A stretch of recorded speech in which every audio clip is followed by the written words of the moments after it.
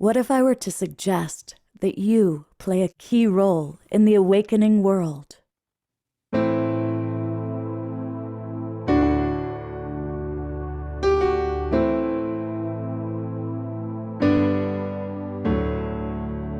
that you are watching this because you have heard the call.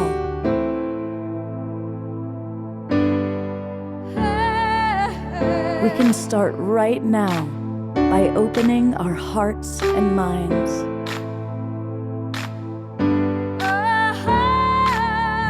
Welcome to the awakening world.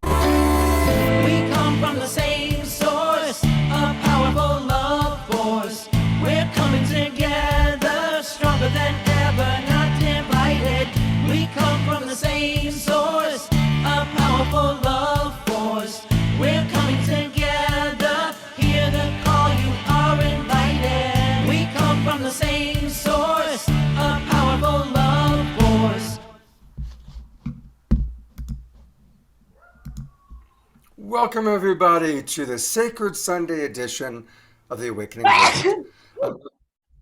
Bless you, and that's a reminder for people to please mute themselves until it's your turn to talk. And we have amazing people with us today. I am so honored with the depth of luminaries who have agreed to join us for a really powerful conversation, and that is exploring who Jesus, Yeshua, and Mary Magdalene were, and what they mean to us. Now, certainly we're not here to present anything as this is the way it was, this is the total truth, but rather to recognize that these beings, these archetypes, have impacted most of us in powerful ways throughout our life. And so how can we work with that? And how can we be curious about other interpretations or other beliefs or other perspectives? Such a big part of the awakening world is for us to be able to embrace other thoughts, other ideas, other beliefs, and go, oh, wow, I never saw it that way. I never thought of it that way.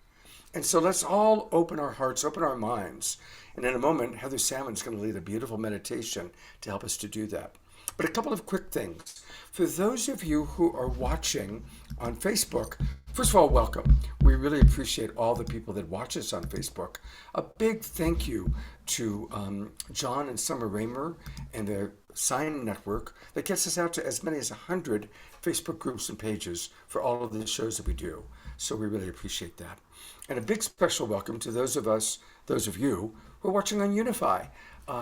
So whether you're on Facebook or our wonderful friends that are in the Zoom room, let us know where you are geographically. It's really fun to see people from all over the world that are tuning in to us, and that's really fun. Also, because today's show is dedicated to what does Jesus, Yeshua, Mary Magdalene mean to you, put that in the chat box. We want to hear from you as well. Who do these beautiful beings, who do they mean to you? What do they represent to you? We want to know that. Now, we're going to have some really beautiful interaction with these amazing luminaries. You're going to meet them in a moment. And so for those of you who are watching on Facebook or on YouTube, you might want to come right into our Zoom room. And it's really easy to do that. Go to globalpeacetribe.com. I'm pulling up that website right now. Go to globalpeacetribe.com and register. And you'll see always down at the bottom, you can always click on that little button, take you to the registration page. It takes about a minute to register. And then what happens is you'll immediately get the links to all of our Zoom rooms for the next 3 months. We do a show every Friday night, every Saturday night, and every Sunday morning, where we come together and we explore topics like today's, where we help each other to be inspired, to be informed. And it's a beautiful community that's growing, the beautiful global Peace Tribe community. And later today, you're going to learn about the Soul SoulSearch community, which is an amazing community. So you definitely want to come on in. In fact, speaking of SoulSearch, I'm going to briefly share with you a little bit about who we've got with us today. And I'm so grateful. My co-host for the whole weekend has been Tanjila, who is the founder of SoulSearch. Welcome, Tanjila. Hi, Scott, and good morning, everyone. It's so wonderful to be here with all of you again today. It's been such an incredible weekend, right, Scott? Oh my God, amazing, amazing weekend. Amazing. The spirit of Celestine Star, I think, has added a whole new dimension of love and connection. It's been really, really powerful. Exactly. So it's just been so beautiful to connect with everyone. And again, this morning, feeling all of your hearts and energies so wide open, just loving this feeling and loving the community and so appreciative and excited to connect. And of course, connect with our beloved Yeshua and Mary Magdalene as well. I'm going to briefly introduce the other people who are going to be joining us, just to give you a little bit of a taste of who's going to be here, and then we'll turn it over to Heather for our opening meditation. But he's back, Omashar, coming all the way from his home country of England. England, River Avon behind me. Namaste, everybody. How much Omashar, love? we've missed you, and it's great to have you back with us. I tell you, I've missed you guys too. Is the momentum that the awakening world has is just a part of me, and I was tuning in, but I was also asleep last night and the night before, so I'm slightly jet lagged, but hey, I'll get over it. Well, thank you, and of course, beloved Omashar is going to play some music for us, so we're really happy about that.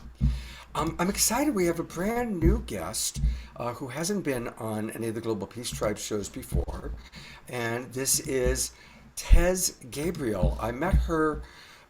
She was part of the World Unity Week, and of course, we did several shows with World Unity Week, and she facilitated what I think for many was the most powerful event of the World Unity Week, which is what inspired today. She did a roundtable conversation about Jesus and Mary Magdalene, and it was powerful. Everybody was talking about it. And I said, hey, would you be willing to do that for the Awakening World? And she said yes. She's the executive director of Pathways to Peace, which is a very important organization. And we're going to get to know her. She's been doing great work for over 30 years. So Tez, it's so nice to have you with us. She's muted, but I'm hearing her say thank you.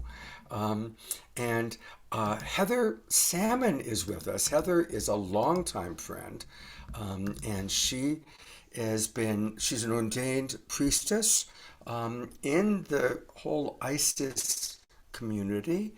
And we're going to hear, I think, today about kind of the connection between ISIS and Mary Magdalene. That's going to be really quite fascinating. And speaking of Mary Magdalene, this is Christy Michaels. And Christy also has a long history with Mary Magdalene, including she hosts every year the Mary Magdalene Feast, which I've participated in. Heather has participated in. And she's led journeys to France and explored all about Mary Magdalene's time there. So we're going to hear from Christy. And then later on, Renee and Anthony, two amazing channels, will be with us. And when they come, I'll let Tanjila introduce them. Oh, they're here. Let me find them. Tanjila, do you want to introduce them while I add them? Sure. So Renee and Anthony, they are the channelers of Blue Soul Earth, and wonderful, incredible friends of ours, and also part of our SoulSearch community. They were some of the first healers as part of SoulSearch, and they are truly incredible channelers. They're able to actually channel anything and everything, including the galactics, ascended masters, angels, guides. I've had the pleasure of working with them over the years. And of course, most powerfully, they have been channeling Yeshua and Mary Magdalene. And I've had the honor of also taking several courses with Mary Magdalene through Anthony and Renee. And it's really an incredible energetic transmission, so powerful. So I'm so excited that you guys can be here with us from Mount Shasta. Thank you for coming. And so excited to connect with you both and with Yeshua and Mary Magdalene. We are so excited to be here. Thank you so much for having us. Thank you so much. Yes. Yeah. And the connection is good, Scott. We're all set. Even from Mount Shasta, there is Wi-Fi. That's wonderful. All right. Well, Being it's the Sacred Sunday show, we always like to start with a meditation, and I'm so grateful. I'm going to pin Heather Salmon. Heather is someone that I've had the honor to participate in many of her incredible experiences, and she brings so much grace, so much integrity to everything she does. And so, Heather, thank you for getting us started as we kind of drop in with what you have to share. Great. Thank you, Scott. Welcome, everyone. It's my honor and pleasure to be here this morning. Thank you for the invitation. So let's start with a little meditation. So I invite you to just lower your eyes and turn your awareness within. As we come to the center here, bring your awareness to your breath. Simply noticing your breath as it goes in and out. Relaxing into your exhale. Softening your face, your jaw, your shoulders.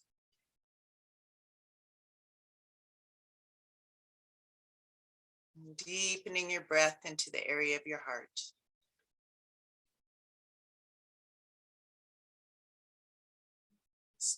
Tuning in and taking a moment to notice what's alive for you in this moment.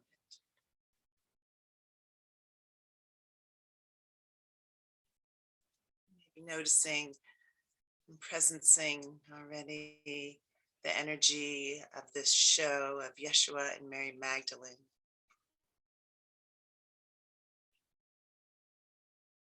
And what they mean to you in your life.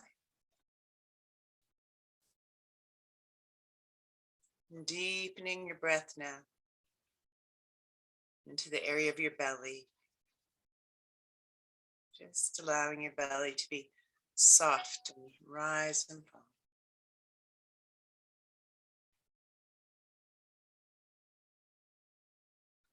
And deepening the breath into the area of the pelvis and the womb. Or the ladies into the womb, the uterus and ovaries.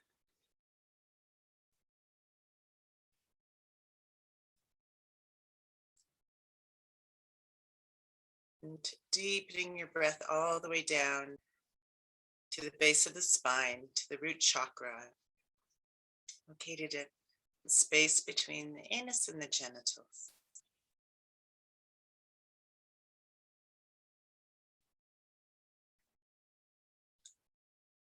Good. And deepening your awareness all the way down to the center of the earth, to the heart of Mother Earth, of Gaia.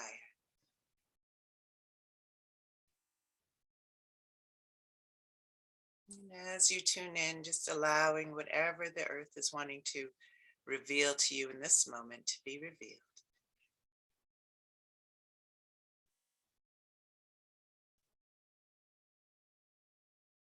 No right or wrong answers here, just allowing.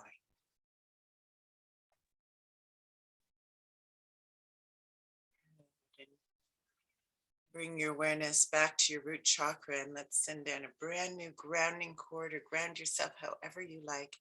You might want to envision a rope or a tube or a pole going all the way down to the center of the earth. Just make sure it's really well connected at your root chakra and all the way down to the center of the earth. Noticing how it feels to be grounded in this way.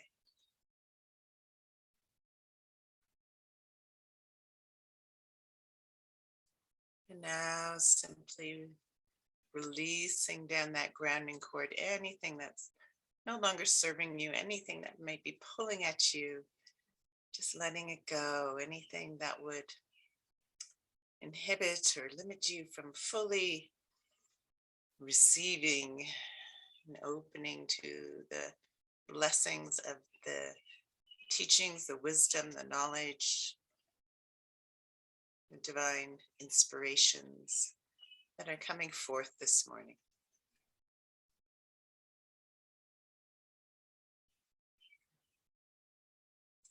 Now drawing up from the heart of Mother Earth, beautiful earth energy, allowing it to come up like a pillar of light, through that grounding cord into your being. Let it circulate through your whole body and all the way to the crown of your head.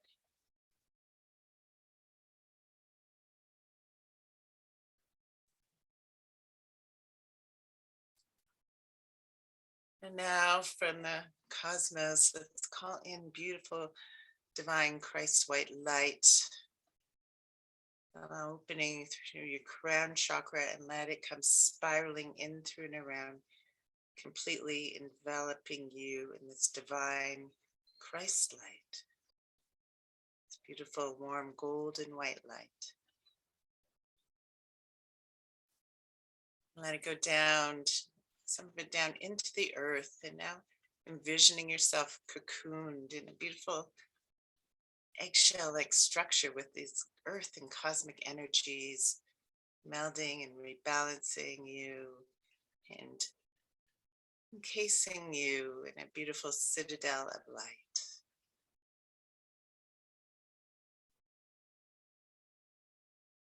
And as you're ready, just bend over and shake it out a little bit.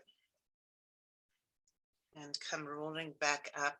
Bring your right hand to your belly and your left hand to your heart. And fully taking a couple of full connected breaths, inhaling to the belly, the womb, the diaphragm, and then chest. And exhaling chest, diaphragm, belly.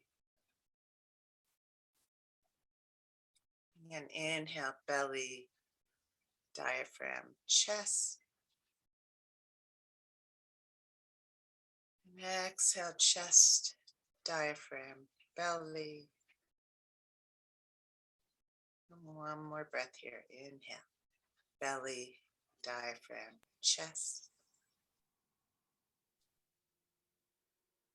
And exhale, chest, diaphragm, belly. And bring both hands to prayer at your heart, balancing the sacred feminine and masculine energies within, uniting heaven and earth within the being, balancing all polarities. With that, I invite you to tone with me one of the ancient names of God, the sound of hue. We'll do 3 hues from the heart, opening, breathing in and out through your heart chakra, enlivening it, opening to the pathway of the heart, of compassion, of love, of harmony, beauty, empathy, peace, contentment. So let's inhale to begin. Hue.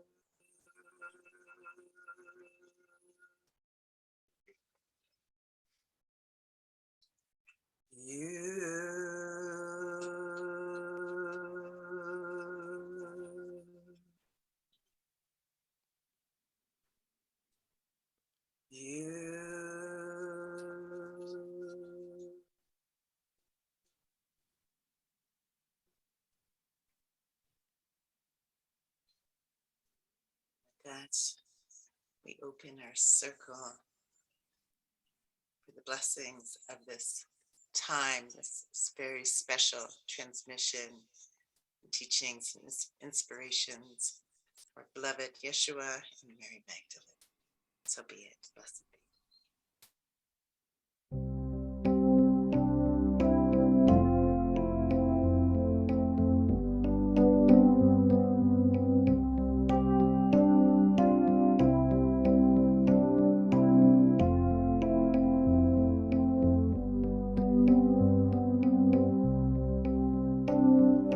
Here with my family, heaven is in my heart.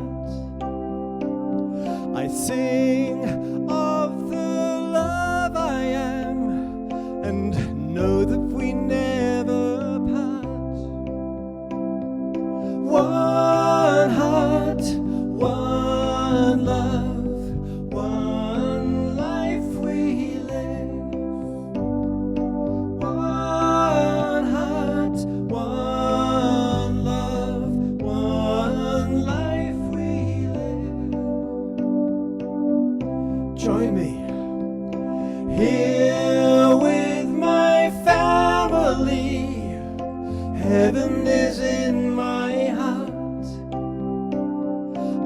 sing of the love I am and know that we never part. One heart, one love, one life we live. One heart, one love, one life we live. Great rehearsal. Here with my family, heaven is in my heart.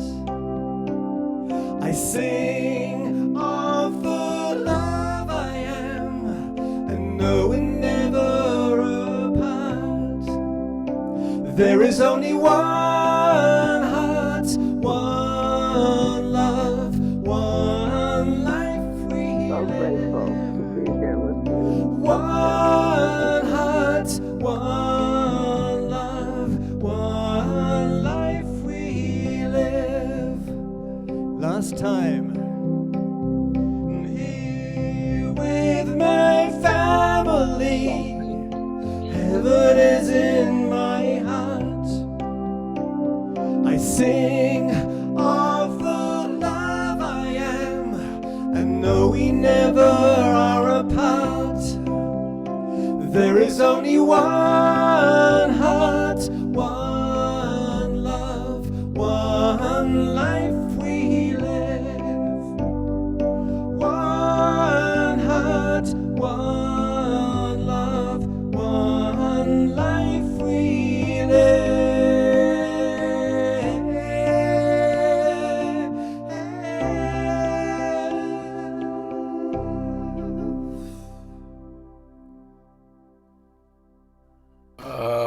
Brother Omashar, thank you so much.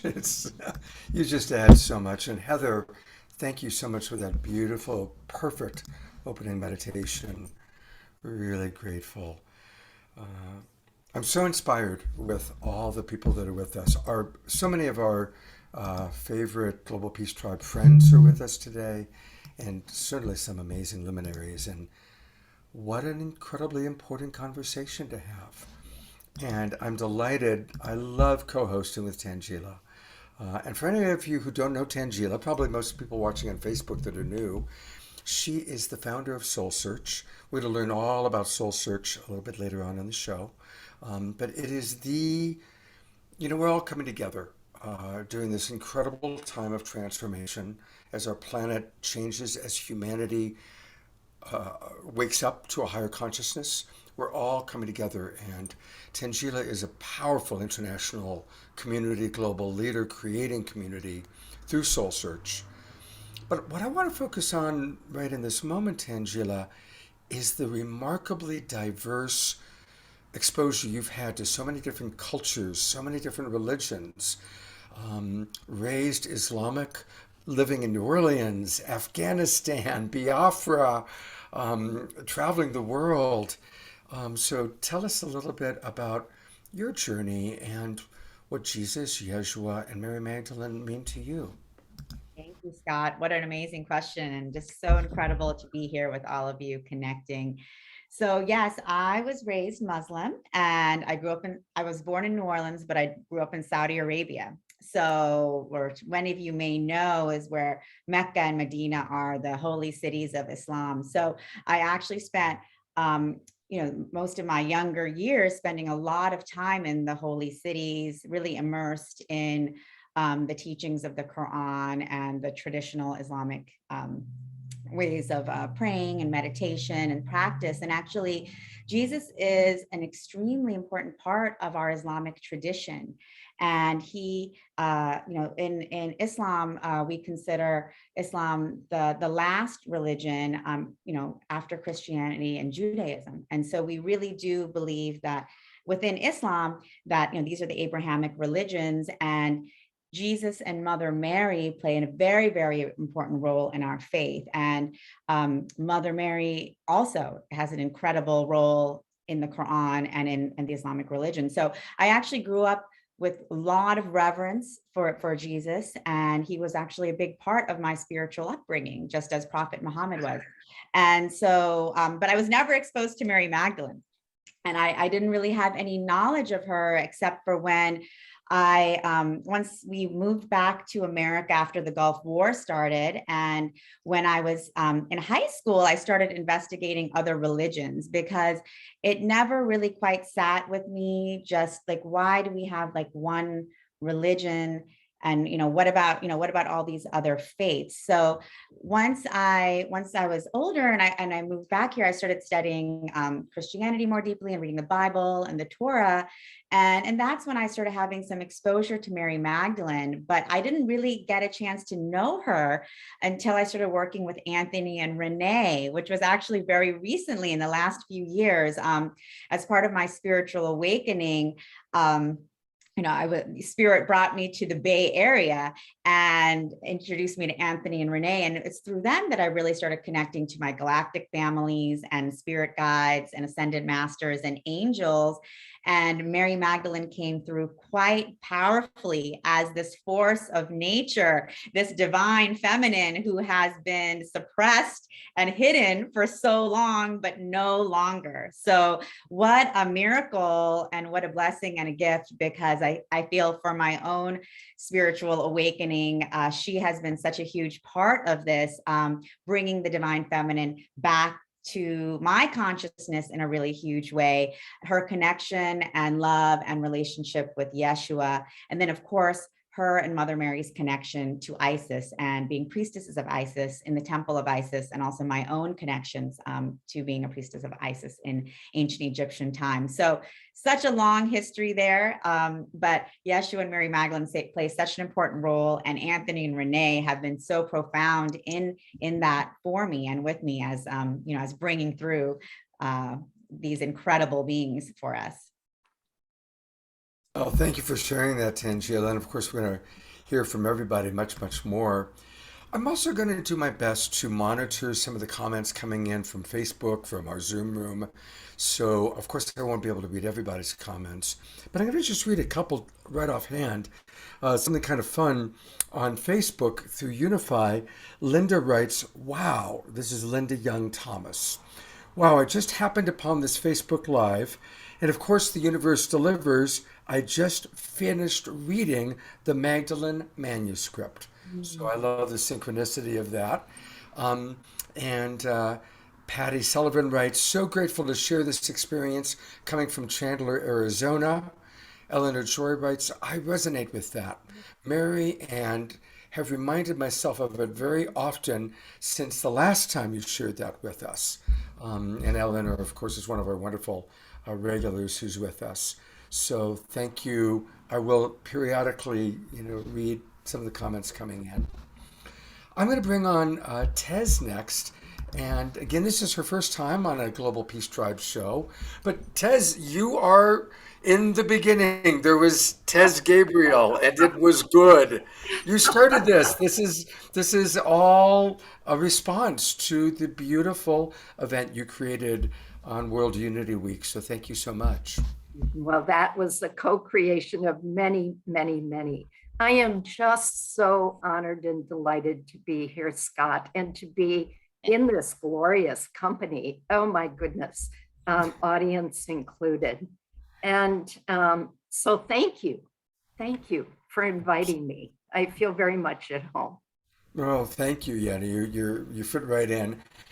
So, who are Jesus and Yeshua, Mary Magdalene? Who are they to you? What's your personal journey with those beings? Well, I'm going to talk mostly about my personal journey with Jesus. After I should say that I have spent a lifetime with the divine feminine, lifting up and honoring the divine feminine.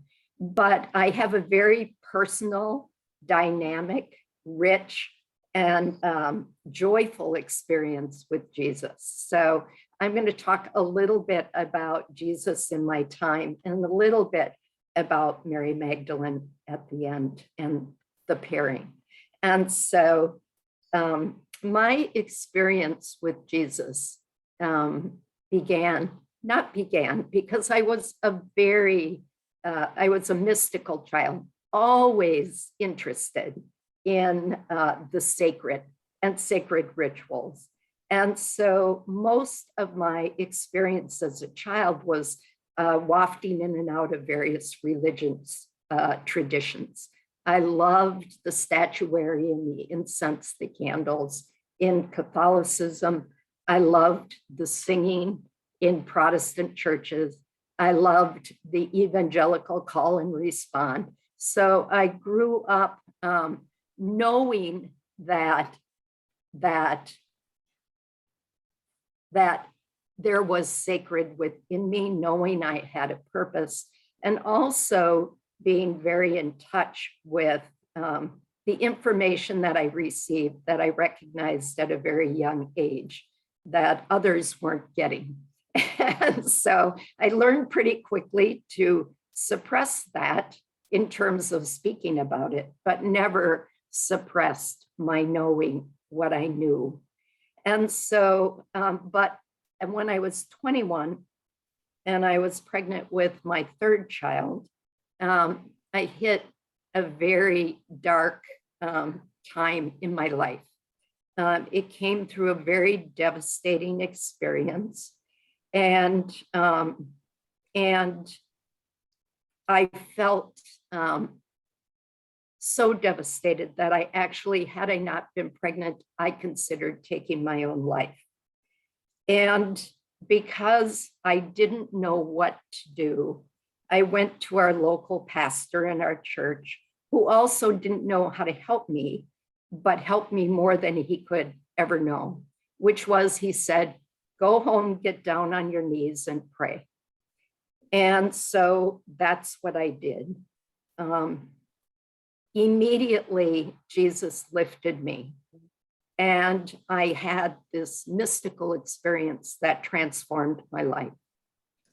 In that experience with Jesus, my life passed in front of me, and I could see every little detail that was not in alignment with my soul. Everything that was out of alignment was revealed to me. And I know now that to be contrition, but I did not have language for it then. But at the very same time that these pieces of my life were revealed to me, I was in such glorious love, like nothing I had ever experienced before. And so at the same time that I could see these areas that needed to come into alignment, I was experiencing this amazing love. And just immediately, I was transformed. And again, I know now that that was an atonement. I didn't have that language at the time, but in a blink of an eye, I was a different person. And I came out of that experience knowing that I was sacred, knowing I had purpose, knowing I had value, and more than anything, knowing that I was loved beyond imagination. And so that changed my life. And it changed my life in an instant.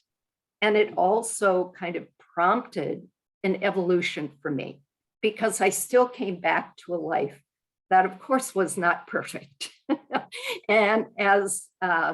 But I did then begin a deeper level journey with Jesus. And so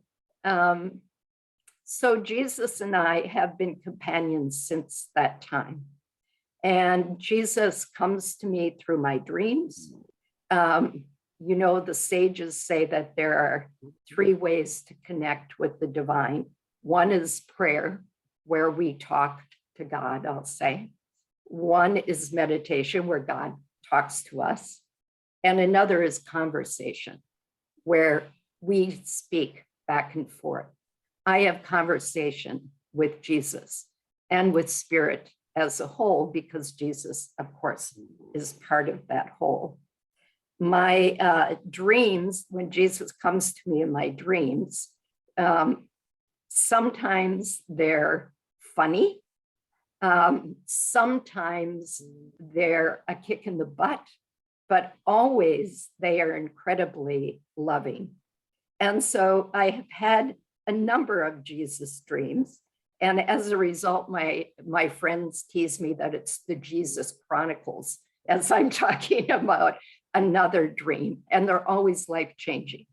And so I'm going to give you just one sample of an enjoyment one, where I call these things different titles. So this was Jesus in the soda shop. So in this dream, I was with my friends. We went into this kind of 50s type grill and squeezed into a booth. And I looked up, and behind the counter was Jesus. And I recognized him immediately. He was beautiful. And I came out from my seat in the booth. He came out from behind the counter, and I ran to him and jumped into his arms. And when I did that, I wanted to wrap my legs around him too, and one of my legs just wouldn't quite wrap, right? So, even in my dream, I'm giggling because I'm trying to fully body embrace, and one of my legs wouldn't cooperate.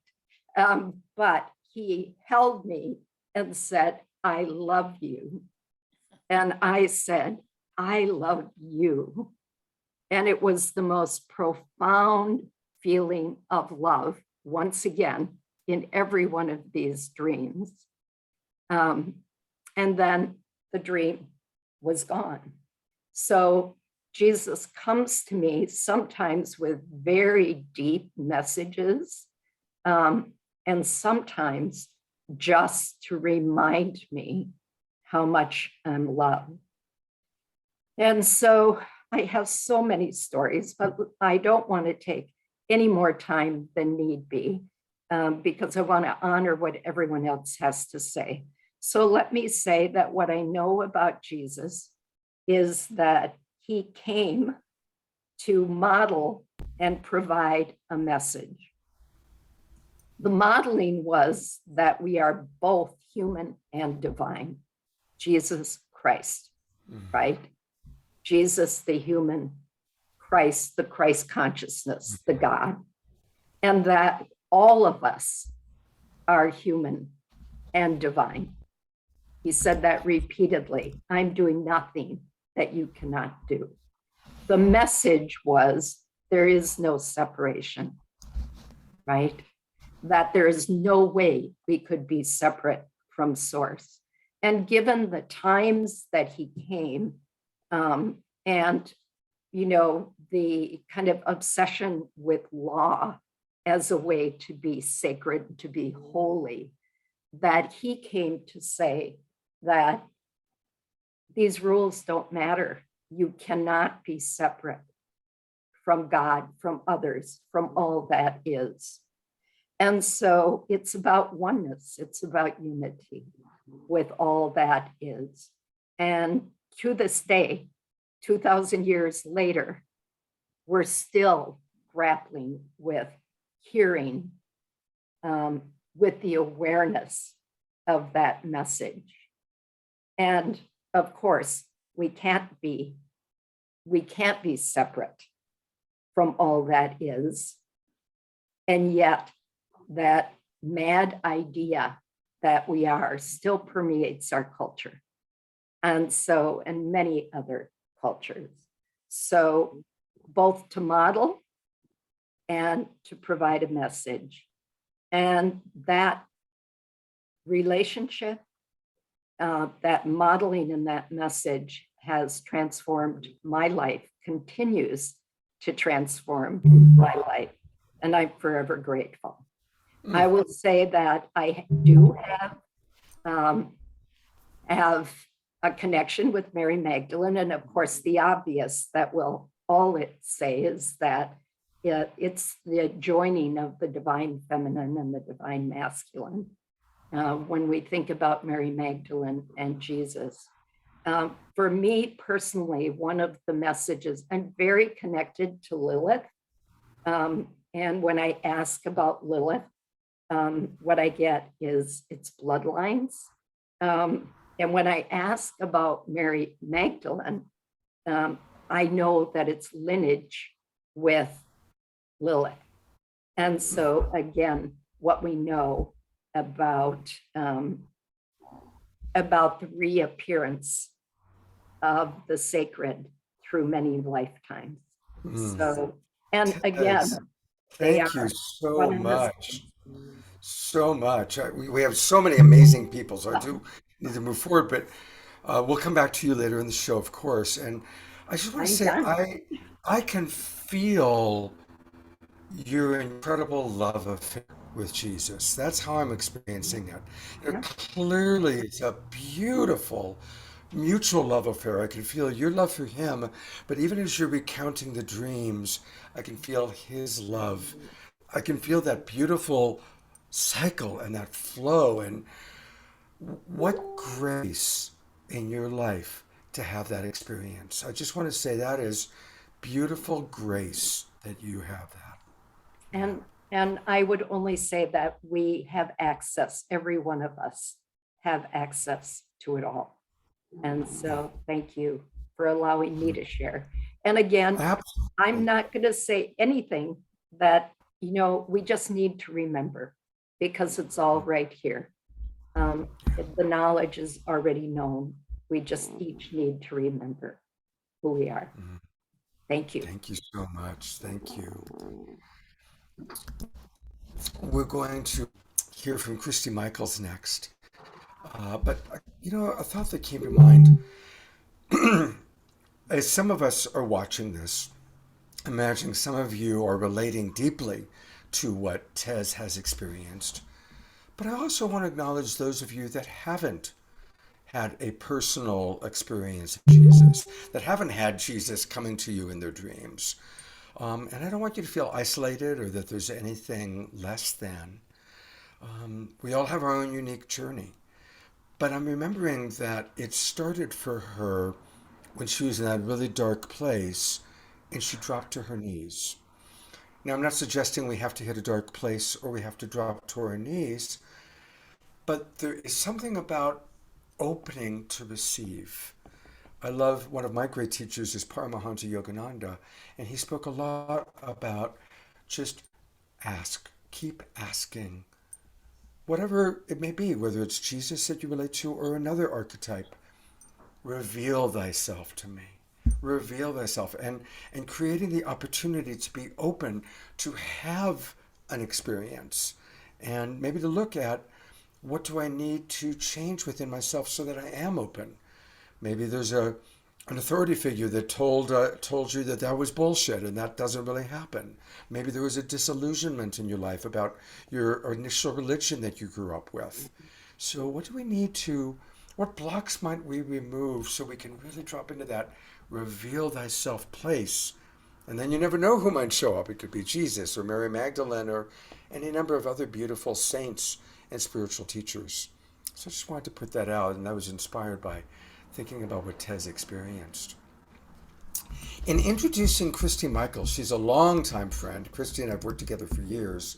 I want to right off the bat let everybody know that coming right in just, 12 days is going to be something she does every year, the celebration of the Magdalene Feast Day.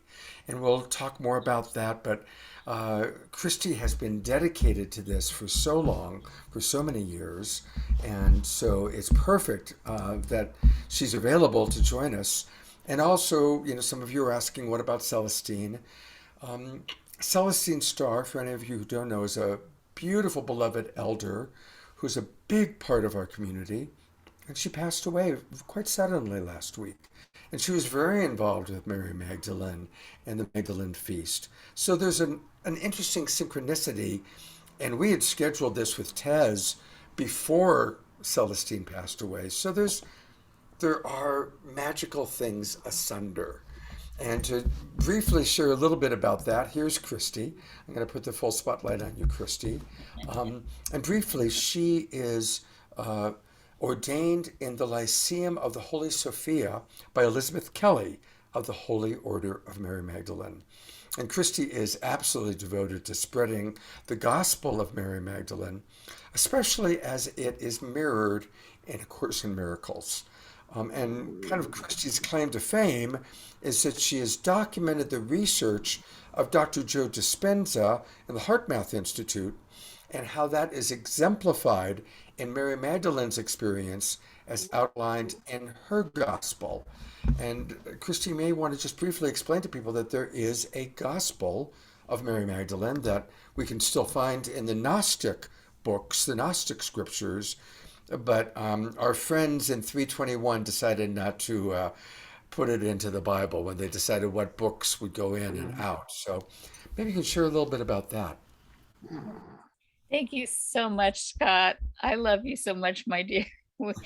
You are definitely one of my beloveds. And Tanjila, what a joy to get to know you. And you're such a beautiful and amazing hostess.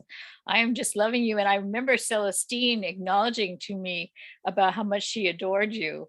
So it's just lovely, lovely to have you participating with Scott as co-hosts. And doesn't she look like Mary Magdalene? Like she when you picture does. what Mary Magdalene would look like, she would look like Tanjila. She is heart and soul, you know, the divine essence. And God, there's so many beautiful people. Well, I am pretty much a mystic, and I came to this all through really profound mystical experiences. And I have one to share with Omashar as well, because on 2012, when I got really into crop circles, and on 2012, where the world was supposed to end, but actually it was the ending of the Mayan calendar. And there was crop circles that appeared in the beginning of 2012 that were the flower of life symbol. Right. And it was in a yellow field, and it kind of illuminated the idea. Yellow is like when the green light, when it turns yellow and it's going to go to red. So it's kind of like a warning, like pay attention. You need to be aware.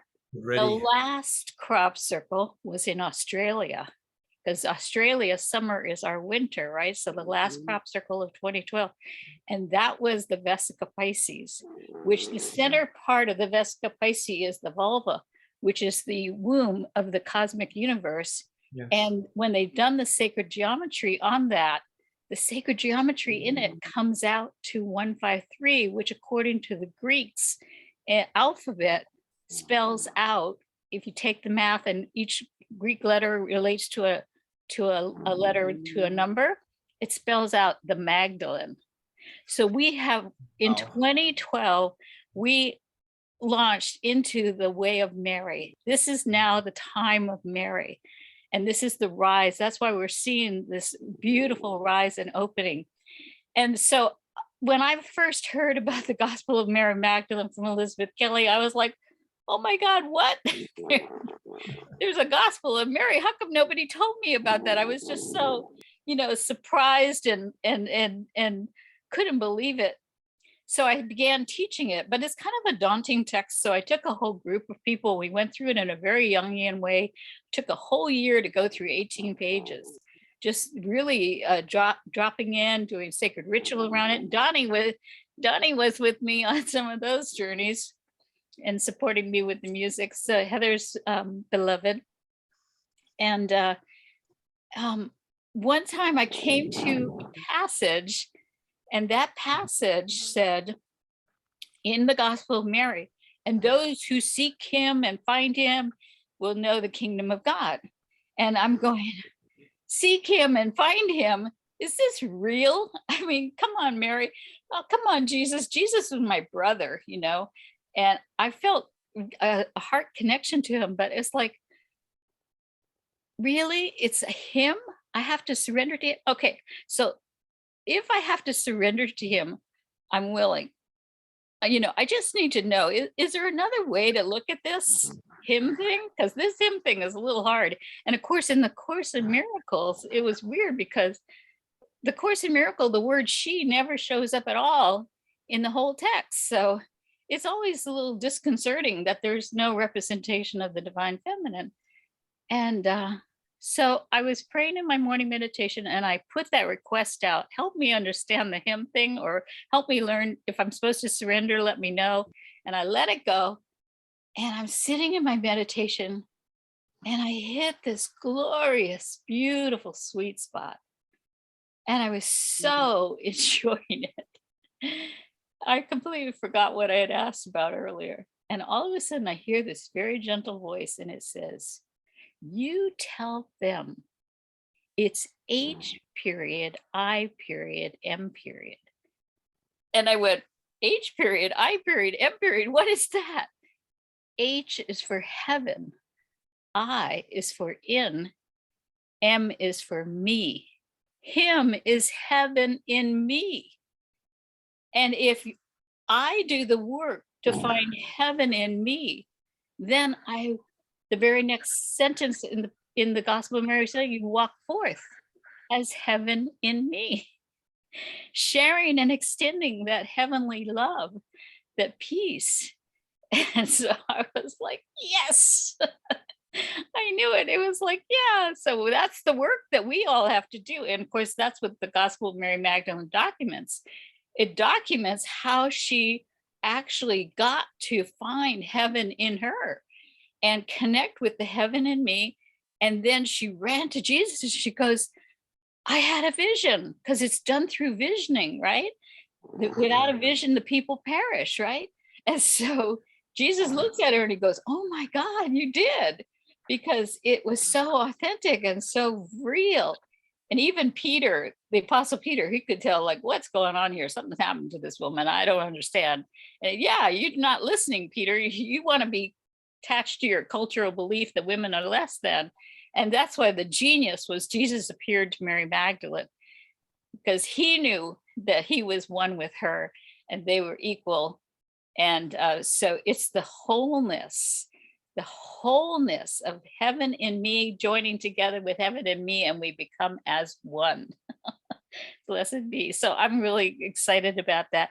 And just to say a little bit more, as I was listening to Joe Dispenza, Dr. Joe Dispenza and the Heart Math Institute, I'm listening to their research about the work that they're doing, which is 8,000 brain scans and whatnot, and people are going into gamma states of where they're having, the ability to heal themselves right in the room after going through their trainings, spontaneous healings and stuff. And it's like, oh my God, it's so amazing. But I'm hearing, wait a minute, that's in the Gospel of Mary Magdalene. Wait a minute, that Mary Magdalene talks about that as her experience, as he's explained it. So I went and I cooked them up. So Mary talks about her experience, and then Joe talks about the research of her experience, the scientific research of her experience. And so it's my gift to you. If you want to, you're welcome to get a copy of the Dr. Joe Dispenza Meet Mary Magdalene YouTube video of my first class of the series of classes that I did. So, Beautiful. thank you so much, Scott. And I love you. I love what you're doing. Thank you for being the creator and the launcher, and with Deborah Giusti and all these fabulous, fabulous, wonderful people. So powerful, so healing. And I'm so grateful. Thank you, dear. My pleasure. And we'll come back later to Christy and learn more about what you're putting on July 22nd and more about the work that you're doing. Thank you.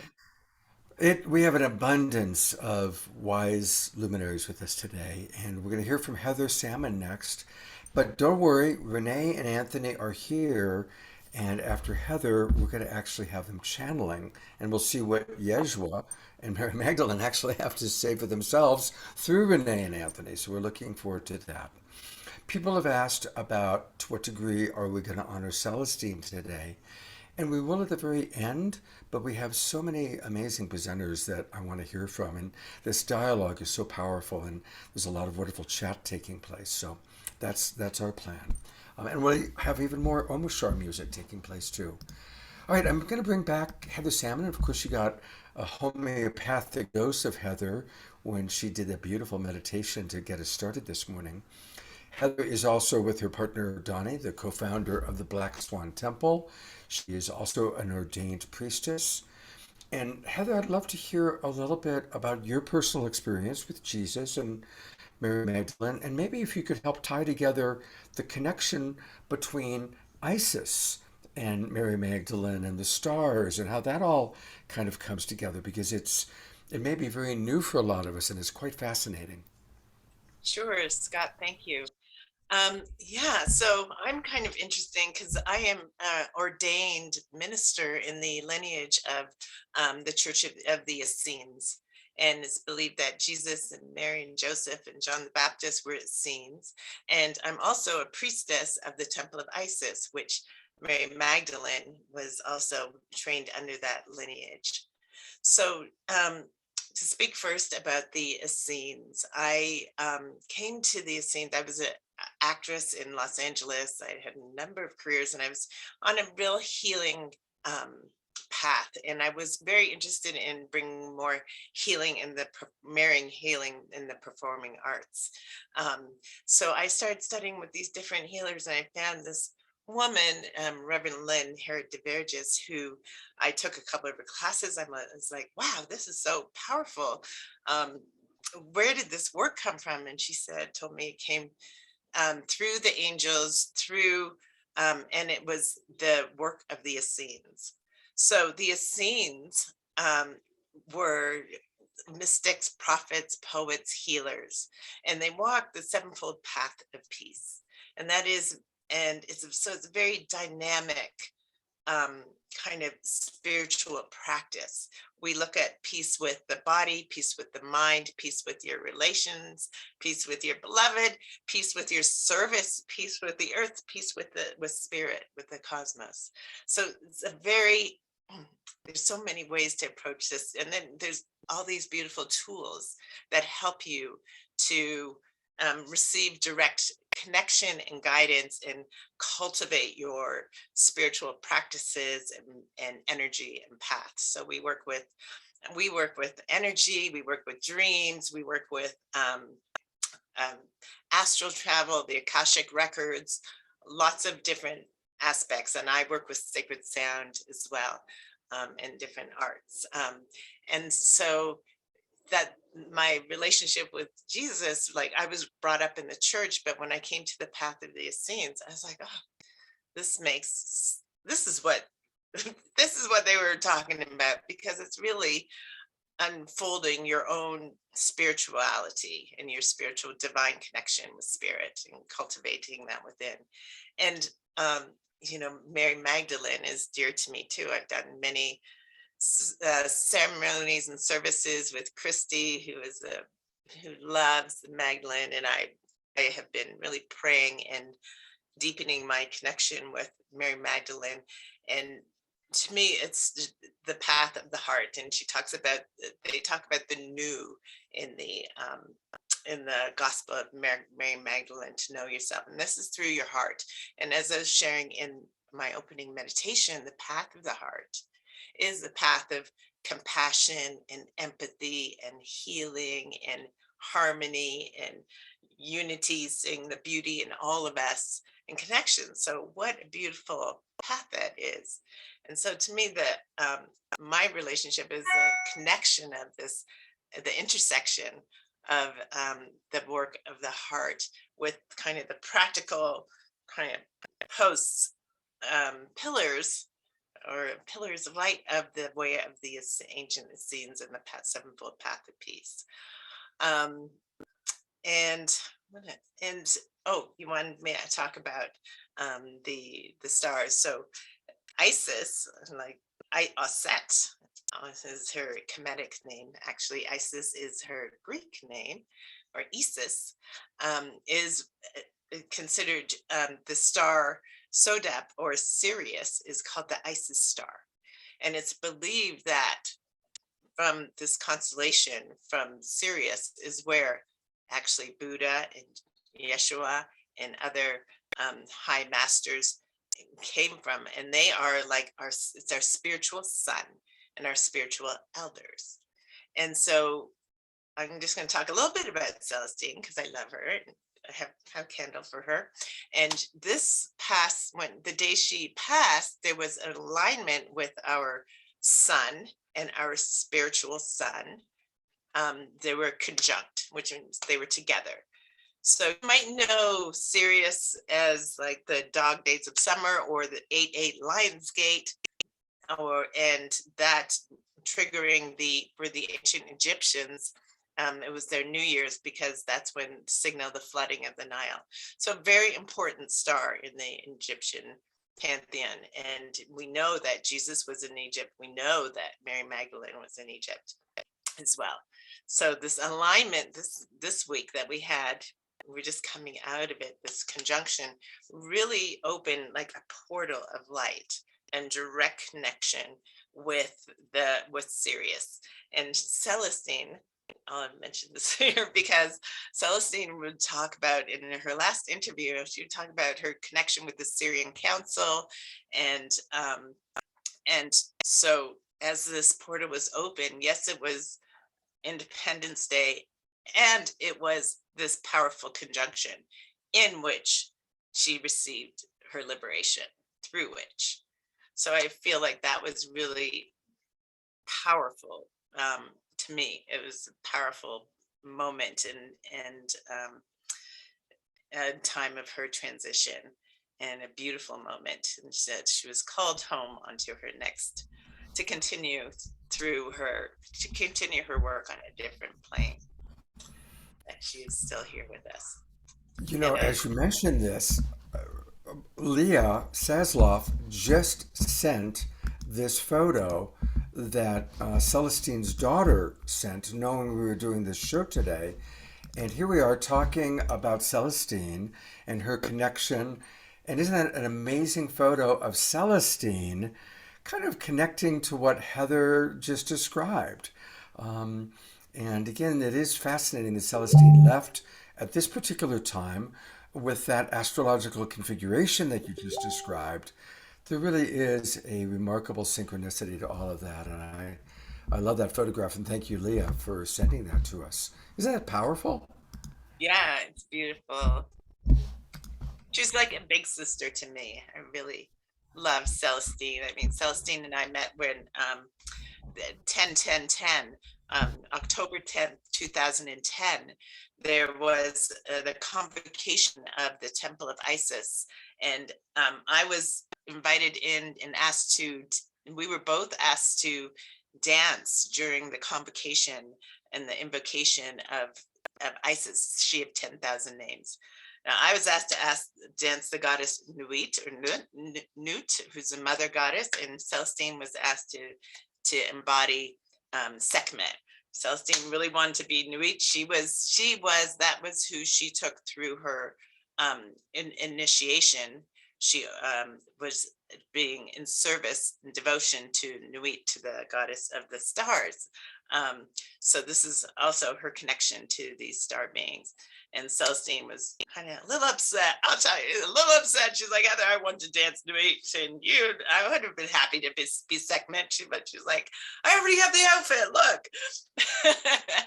So we had a good laugh, and she was so sweet about it. And I just, I really appreciate her. We were both priestesses also in devotion to Nut, and bringing the wisdom of the galactic and the stars through down through us to the people of the earth.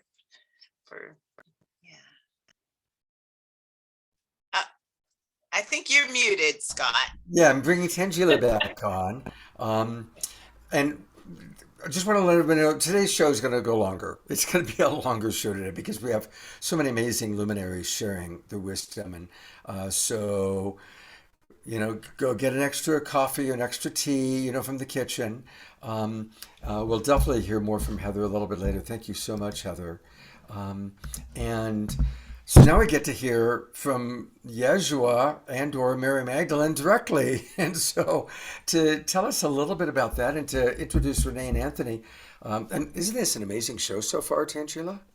Well, it's so wonderful. And I just love getting to know Tez and Christy even more, and Heather, and just having you all here. And thank you so much for the beautiful meditation, Heather. That was wonderful. And Omashar, always, the music was just sublime. So it's really incredible. Feel the energy building and just feel Yeshua and Mary Magdalene with us so strongly. So really excited about what's coming through next. All right, and here they are. Here's what's coming through next. Great. So I just want to introduce Renee and Anthony. They are modern mystics, channelers, and healers, and the founders of Blue Soul Earth, which is focused on igniting global consciousness by bringing the worlds of science and spirituality together. And their teachings are on the balance of the divine masculine and feminine, unity consciousness, heart-centered living.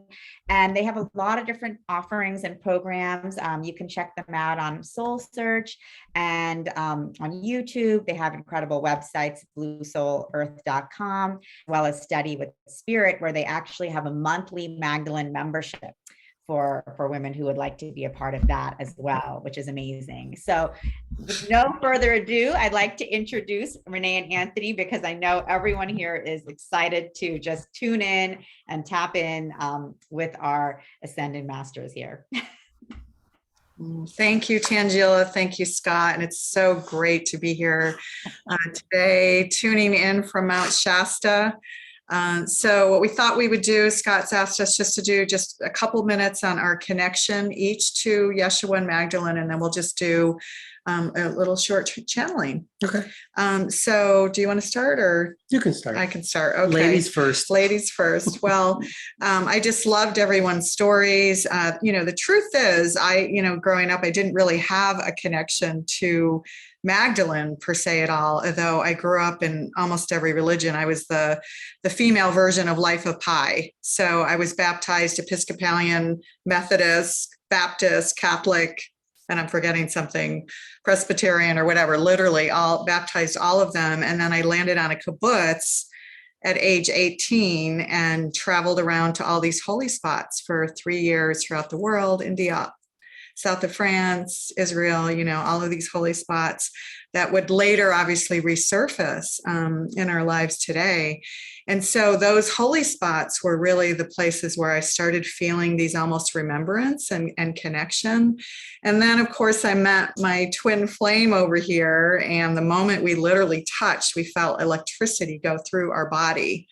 And you just, you can't explain it. We couldn't explain it. And magic started happening at that point, and we started opening up to spirit in a very big way. And at first it was a lot of the goddesses, as Tanjila knows, because she did all of our goddess courses. We were channeling all these goddesses from, across cultures and time. And then the Ascended Masters for the longest time, really, we were channeling. And then one day the Magdalene came through at dinner, and there was this just powerful remembrance. And I remember saying, who are you? I feel like you're my sister. I feel this really strong connection. And that was really preparation for us to really start embodying their energy, to represent the divine masculine and the divine feminine. And that's really our role. They say our guides now are, even though, as Tanjila mentioned earlier, that we channel the seraphim energies like Melchizedek and Metatron and these other energies, our role really, our guides say, is to bring this divine masculine and feminine to the world and show it through the Yeshua and Magdalene energy by channeling them. So that threw our lives upside down. We're like, what? So we've been on quite a journey with that. They've come through and they teach us every single night at dinner. They come through every night for the last, I don't know how many years. And they teach us, they've told us about their lives, and they teach us about their teachings 2,000 years ago. And I don't want to take much time about that because Yeshua and Magdalene can speak to that directly, but the energy, well, you can speak to how the energy works through both of us, but really the teachings, as everyone has echoed here, has been about oneness, interconnectedness. There's no separation. Yeshua often says, I had to use the word father back then because that's all they could understand. but really it was, that you don't get to the Father through me, that saying in the Bible that everyone is confused by. He just really meant that there's no difference between you and me. We are the same, we are interconnected. And that's really been his teachings. And then, I want to take, it's 11:11. Isn't that interesting? I'm ending on 11:11, which is the time I was born. So do you want to talk about? Yeah, I can speak a little bit, just my connection with Yeshua or Jesus. So I grew up Italian, and sometimes I joke a little bit about this stuff. I have to, because, well, first of all, I have to say, God, I'm going to miss Celestine. I know. Ugh, I'm going to miss her so much. She was so important to us. But we'll get to that too. I grew up Roman Judeo-Catholic. I'm Italian. And I would say that my relationship with Yeshua or Jesus was through the Catholic Church. And that's really how it was. I always felt there was something there. There was some type of connection there. I never knew it as a boy. I thought I was just losing my mind, like all the time. So I kind of didn't pay attention to it so much. And then I did go through a very hard opening in the Bronx, and where I did go through an opening, and I remember taking that cross in my hands, and I said, please, Jesus, please, I have children. Don't let me take my life. I was waiting for a miracle, but there was nothing. Not yet. There wasn't just yet, but something happened. As years went on, something happened. I believe that energy was listening to me, and he was with me all the time. So I can't explain it except this incredible love that this being is just beyond comprehension. And I didn't know Magdala until she came through. Turned our lives upside down. She will literally tear you down and put you back together little by little to make you better. And that's exactly what she's done for me. She is a force to be reckoned with. Jesus is very gentle and kind, and she's more of a, get out there and do it. Let's do this together. There's no time to waste. Stop your pity parties, Anthony, and let's go, go, go. And that's how she is. So yeah, we have a job to do. We have a job to do. So get out and do it. I believe that her and Yeshua, they connected. They were the true teachers at that time, although it's not said that, but it's coming out more and more and more in all of us. Yeah. And there is no separation between their energies and us. We're all the same. Yeah. And you'll see, we only have a really short time to channel, but the energy will come through me, but I remain tethered and grounded. So I'm like the earth. And that's why, when they start to come through, they'll refer to me as Gaia. So I tether the energy, it comes through, and, you'll see on our YouTube channel and our website, this kind of infinity 8, and that's representing the divine, the energies passing through both of us back and forth. And so you'll see that when, in longer channeling sessions, they'll come in and out almost seamless as if they're one, because they are, even though they're individualized souls, when they express themselves, are very, very different. If Yeshua is the epitome of the Christ consciousness or the divine love, speaks very slowly, embraces you, never answers questions directly. It's always this, done in parables and similar things. The Magdalene is like Martin Luther King on steroids. She's, all about embracing the divine feminine and bringing us together again. So let's call through Yeshua. Yeah. He will refer to Renee as often, he'll refer to as Gaia. He'll sometimes say Renee.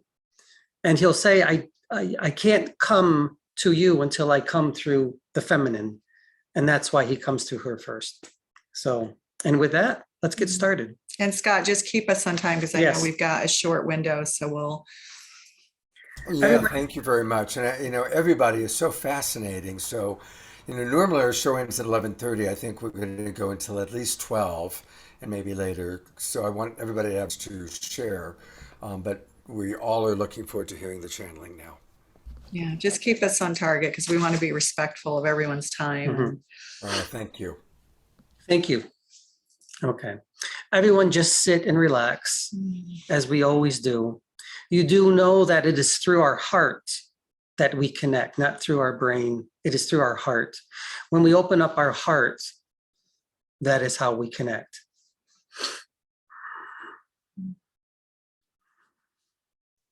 Relax.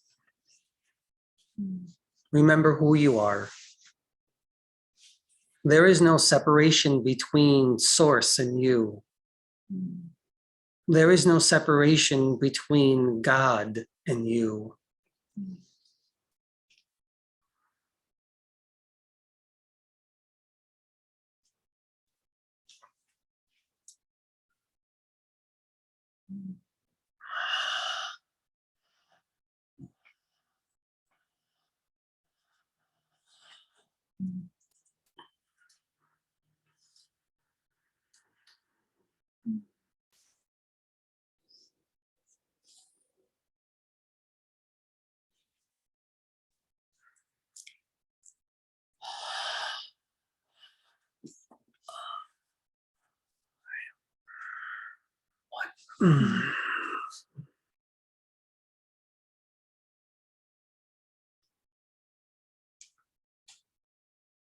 You know, Tanjila and Scott and Christy and a bunch of people here. You know, I know their you frequencies. know all. I the am who I am. frequencies. I am Yeshua. You may refer to me as Jesus, Isa, Sananda.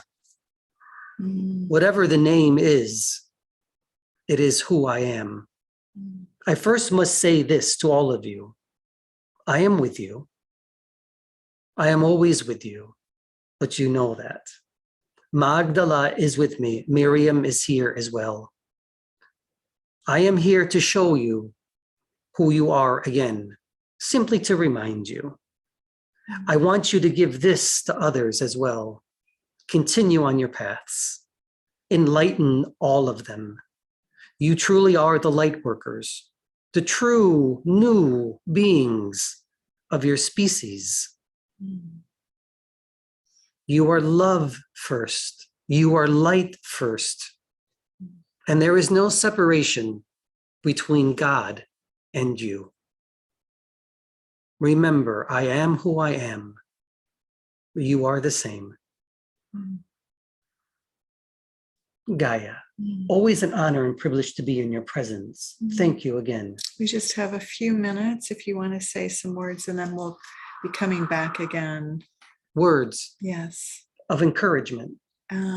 Whatever you wish to share.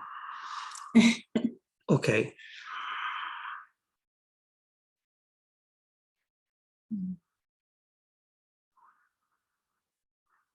Please, all of you, stay in the light. Even though you may see darkness and shadows, stay in the light. That is where you truly are all the time. You only need to remember that. Do not get caught up in all of the angst and anxiety of your world, for it is becoming greater, kinder, more gentler than ever before. You truly are Homo sapien, sapien, sapien. Wise, wise, wise. There is a balancing of masculine and feminine energy happening at this very moment. Miriam is a part of that. She is a very strong part of that as well. And she will be with you and amongst you always. As you discover who you truly are in this lifetime, the masculine and the feminine, they slowly will come together as one, as you evolve as human beings. And you will discover that you are all again. But it will take time. Remember, you have an abundance of time. I am here with you again in this form. I am with Renee and Anthony again.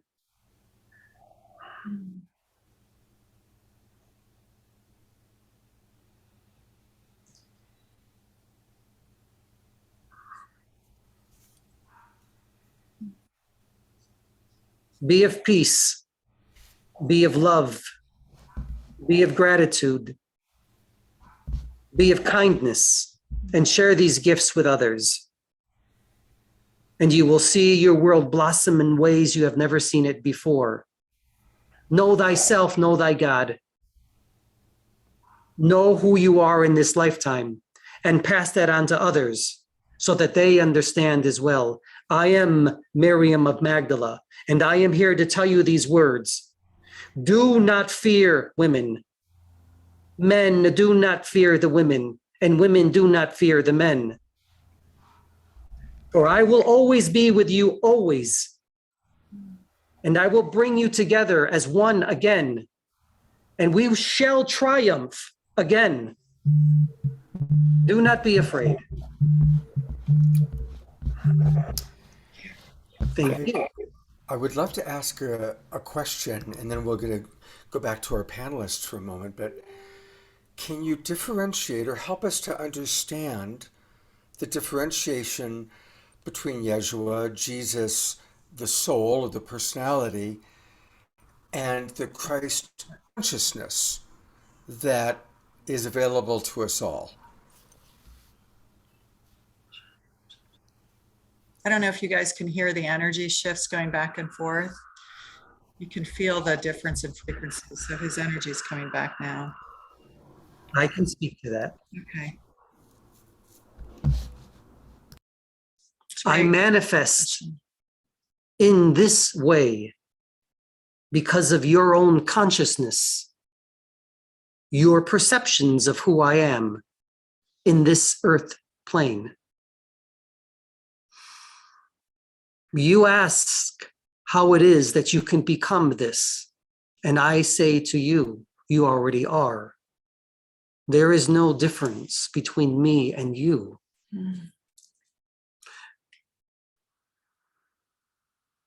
You are, Scott, the embodiment, the incarnation, the representation, brother of me.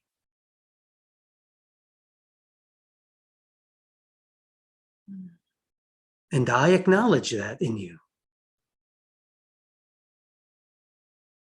Do not make me cry, for I feel you. I acknowledge you. And I see the gifts that you give to this world. You are the true sense of what it is to be man and masculine energy. That is the gift you shall give to others. And you balance them, Scott, for me. My peace I give to you. My heart I give to you. Be kind to all.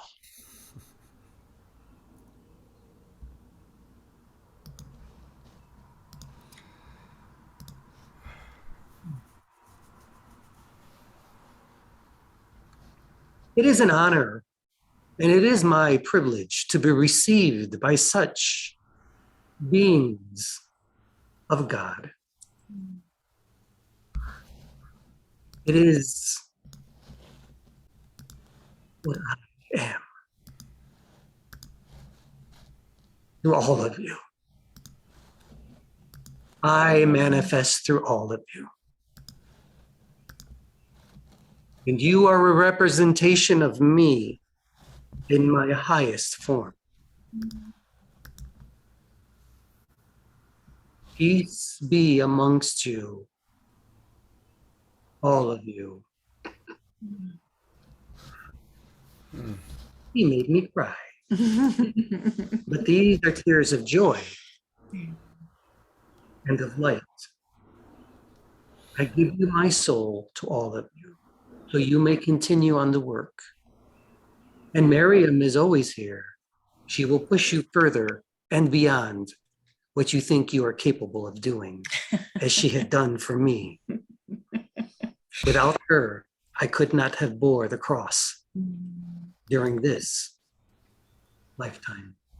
I believe it is time for me to leave, Yeah. so others may talk. Yes.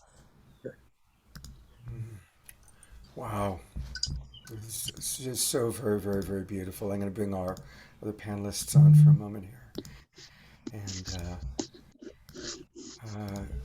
thank you for this beautiful energy and this beautiful connection, this beautiful exchange. We are going to come back for one more channeling before the end of the show. But I wanted to give each of our panelists an opportunity to express themselves again. And also to let our audience know how you can get more of Tez or more of Christy or Heather, because they all are offering beautiful, beautiful things. You know, one of the things that was interesting that they mentioned was how Jesus or Yeshua is very soft, and then Mary Magdalene is like, and as I think about how Mary Magdalene comes through Heather Salmon and Celestine Starr and Tanjila and Christy, you all are powerful, kick-ass women. I've known you all for a lot, quite a bit. I've been working with you, Tanjila, more recently, but these are all powerful women. So it's interesting, their connection to Mary Magdalene and that kind of Mary Magdalene boom, whereas Jesus being the more soft in the heart, gentle.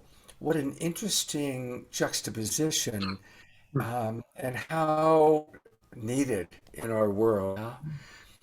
So I guess in giving each of our panelists a chance to express themselves, I'd love to hear whatever comes up for you about that juxtaposition, about the rise of the divine feminine. Now that we are embracing and changing this terrible concept that the church turned Mary Magdalene into a whore, into recognizing her as her equal to Jesus, to her, being really the balancing, and that they were equals in their own way. So I'd love to hear anything you have to say about that. And yeah, we'll go to Christy first. Yeah, good to see you, Anthony and Renee. It's so beautiful. What a powerful energy that you brought forth. I was so touched and moved. And yeah, in her gospel, she says, be in harmony. It's not like, oh, it'd be great if you were harmonious or, no, it's no monkey business. It's be in harmony. She is the power of the authentic whole self. She's pure love, but in the power of the whole authentic self, there's no funny business. It's authentic. So when she spoke to Peter, she said, Peter, why do you think I lie? Because Peter thought she was lying when she told him about her vision. And so she feels her feelings. She expresses from her heart. And she's so in her truth, because all of her chakras are fully open and illuminated. And that's what they did for each other. That's what we do for each other. That's why it's so critical, and I'm so grateful that all of you have joined, because what she gave me the day I was ordained with Heather Salmon on 10-10-10, I went back to my room and I was like, wow, why am I in such a state of ecstasy? Why is this so wonderful? Is it because we're all dressed up as goddesses and we're in this beautiful Isis temple and my inner child is finally happy? And I randomly opened a sign from the Course in Miracles, and it said, all separation vanishes when we share that which is holy. For holiness is power. And as we share it, it gains in strength. And that's what we're feeling today. We're feeling this beautiful, strengthening, holy power energy of love. It's the best. It's so fun. It's so healing. And all we have to do is gather and claim these higher vibrational thoughts and share them with each other. And then we get to have that experience, and then that goes out in waves, And then we have the beautiful music of Omashar rippling them out into the ethers around the planet 10 times over. Oh, well, beautiful. So I want to briefly show Christy has some wonderful offerings. First of all, if you want, she's got this beautiful YouTube that she's created. Tell us a little bit about this 90-minute video of Joe Dispenza and the connection to Mary Magdalene. Yeah, well, this is where it's my first class of a series of 7 classes. And so I'm gifting you this opportunity to learn about the first class. And it's basically helping to document with the science. I mean, Joe Dispenza has done over 8,000 brain scans, and we now know what it takes to be in our higher self, be in our elevated state of consciousness. And he's mapping out physically to spiritually the roadmap. So, and that's the other piece of work that I just finished with the 7th class, is the complete nuanced documentation of the map of the ascension, which is designed based on the pyramid, because the pyramid is an ascension machine. And so I was able to take what she says and put it to the structure of the pyramid, which I have been in the Queen's Chamber and the King's Chamber and meditated. And so I've had that in my DNA now, in my consciousness, and mapped out the ascension, which is why we have this tool now available to us, because it can't be suppressed anymore. There's too many mystical women who are receiving knowledge from beyond the veil. So there's no more suppression anymore. Glory be, right? To the radiant. Glory be, glory be. I also want to go briefly to your website. And I encourage anybody interested in wanting to know more about Mary Magdalene, look at all that Christy provides. And it's at gospelofmarymagdalene.info. Perfect URL. gospelofmarymagdalene.info. And that's where you can RSVP for the Mary Magdalene Feast Day, which is coming right up on July 22nd. Anything you want to share about that? Yes, well, we've been doing this for many years. This is the 12th year. And Celestine and I had a long talk, and she planned out a ritual that she wanted to do with me on the feast day. And so then she passed. So Oshala D is now going to step in and honor Celestine, because we do an opening to the Black Madonna, and then Diana Melchizedek and I will do the ceremony, which you will all participate in. And receive the gifts of Celestine's beauty and magic, because I'm sure she'll be there. You know, this is the experience because Celestine knew and she'd had a near-death experience. So, and I've had a near-death experience, and it is so joyous on the other side. It is so much fun. You're like, what? We got to go back? Oh my God. And so I know she's having a good time, but because she knows so many mediums, she's just been popping in through different people. Because that was we're gonna talk about Celestine towards the end of the show after. So thank you, Chrissy. Stick around, because I'd love to hear you share about Celestine when we kind of go to that part. It's going to be a long show today. So thank you so much. I do want to give an opportunity for Heather and Tez to speak again.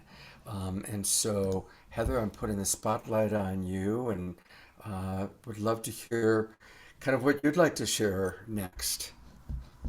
Sure. I love that. Thank you, Renee and Anthony. I love that transmission, and that Mary Magdalene, being the fierce feminine, and it just reminds me of Sekhmet in the Egyptian pantheon. Sekhmet is a goddess of healing. She's a lion. What? I got Scotty's dog right here. She loves me. Sekhmet is lion-headed, fierce mother goddess who, was sent. She's the one of the eyes of Ra, and she's the other aspect of Hathor, Heteru, who is the goddess of music and beauty and love and dance. Well, she's the fierce aspect of it. And being the fierce aspect, she comes down to earth and she kind of rips through everything, trying to stop all of the chaos and the madness. And so finally she's like ripping through everything, and they have to finally subdue her they turn the Nile red with beer, and she drinks too much and she falls asleep, and then she's reawakened as Hathor had to do. So this fierce, the fierce feminine is needed now. We need to, be a stand for transformation, be a stand for breaking down old paradigm, thought patterns, belief systems, structures, institutionalized structures that are not serving us, that are just perpetuating injustice and oppression. It's time for these things to dissolve, and it's time for us to be firm with that, and to also vision and call forth through beauty and arts new ways of being, new possibilities.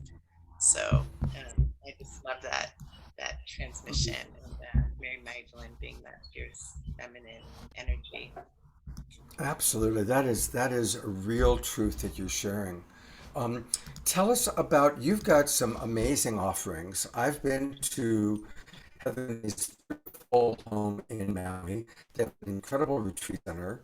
So any of you who are going to Maui and you really want to experience the real Maui, the jungle side of Maui, stay at the retreat if it's available. I know it gets booked up. There is her beloved Donnie, who's one of my oldest friends. Tell us a little bit about Black Swan Temple, and you've got a big trip to Egypt coming up. Mm-hmm, sure. So we have a beautiful earth temple and sanctuary in Maui. We have a couple of acres and we have a food forest. And one thing I love is that the Essenes said, nature was their Bible, and the temple in Isis is the goddess of the elements of nature.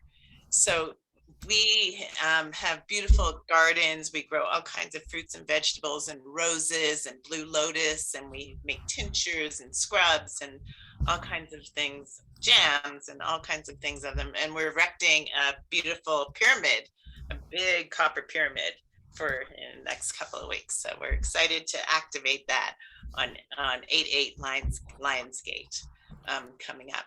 So our retreats, I'm a yoga teacher, so we teach yoga and sound healing and wellness practices. I do healing work, and my husband does coaching work and communication coaching work and life coaching. And we have a beautiful spa with a warm pool and a hot tub and a cold plunge and sauna. And it's really, a beautiful place to unplug and drop into nature and reconnect with the Aina, the earth. I say Maui, we're on the Haleakala, which is the home of the sun, and it's we're in the jungle, and we have 3 growing seasons. So it's like the creative energies are so potent there. So instead of just 1 growing season a year, we have 3. Wow. So things happen really quickly. Energy healing happens very quickly. The mana, the energy from the earth, the Aina, is very strong, and just reconnecting with that can help to foster healing so much. We're also taking a pilgrimage. We've done several to Egypt. I'm told that this is like a master class. So we have some beautiful, really high beings that want to take a sacred pilgrimage to Egypt. So we will be doing, and we have a private boat on the Nile that we will be, it's a 13-day trip, but 7 days of it will be on the Nile in this private boat, where we will get to do a lot of healing work, meditation, music. I bring my crystal singing bowls, and it's going to be quite extraordinary. And we just have 2 spots still open. What are those dates for Egypt? What are the dates? It's September 20th to October 2nd. Yeah, we just have 2 spots available. So if you want to know more, let me know, or go visit our website, blackswantemple.org. If you visit our sacred travel tab, it'll show you our Maui retreats, which we do usually 2 a month. all year round. We host nice and intimate, just with like 5 people, and then our Egypt pilgrimage as well. There it is. So Yeah, you can Black find- Swan Temple, click on the tweet option. And I want to come in for a moment and just say I've had the good fortune to spend a lot of time in Huelo, which is where their retreat site is. And absolutely, it is the most rejuvenating place I've ever been to on the planet. And that valley, the Huelo Valley that they live in, there's an original Hawaiian word which I could never memorize because it's a long Waina kaka pupu pupu maina type of word. But the literal translation is resting place for mature souls. It's where King Kamehameha would come for his vision quests. I've had amazing mystical experiences there and deep rejuvenation when I've been very tired and exhausted. So I really strongly encourage people to enjoy and see what dates are available because it gets booked up, and visit their Maui retreat because it's an amazing place to be. And I can't wait to be there again soon. So I look forward to that, Heather. Thank you for blessing us with your presence. You're welcome to stay for the Celestine Star, celebration part. And thank you for loving my dog so well. She loves me. She does. I know. It's just like the moment we come to the house, she goes straight to your room. When I wake up in the morning, she goes straight to your doorway and sniffs. So she's into you. All right, Tez Gabriel. Yes. Oh my So gosh. I'm ready to run off to Maui. So thank you for that. It sounds just amazing. I just so appreciate all of what has been said so far, every one of you. And I want to touch back to a couple of things that came through the channel. Thank you so much for that. It was wonderful. So one thing is I'm feeling led to talk just a moment about Lilith. And of course, women are now rising all around the world. We're seeing that. We know that there is a rise in the divine feminine. I was doing retreats on the return of the divine feminine 20 years ago. And so I'm just so excited that we're having some mass consciousness around the importance of bringing it to balance, because it's really about balance. So Lilith, when we talk about Mary Magdalene, every time there has been a powerful woman in history, and I'm talking about ancient history now, there's been great forces through the patriarchy, of course, to shift those stories. And so those of you who know your ancient Bible history know that Lilith was condemned because she refused to lie beneath Adam. So she was the first assertive woman. And so I always wondered about my connection to her. And so, of course, I asked. And what I got was that Lilith was a star goddess, and that she contracted to come here to bring balance to the earth.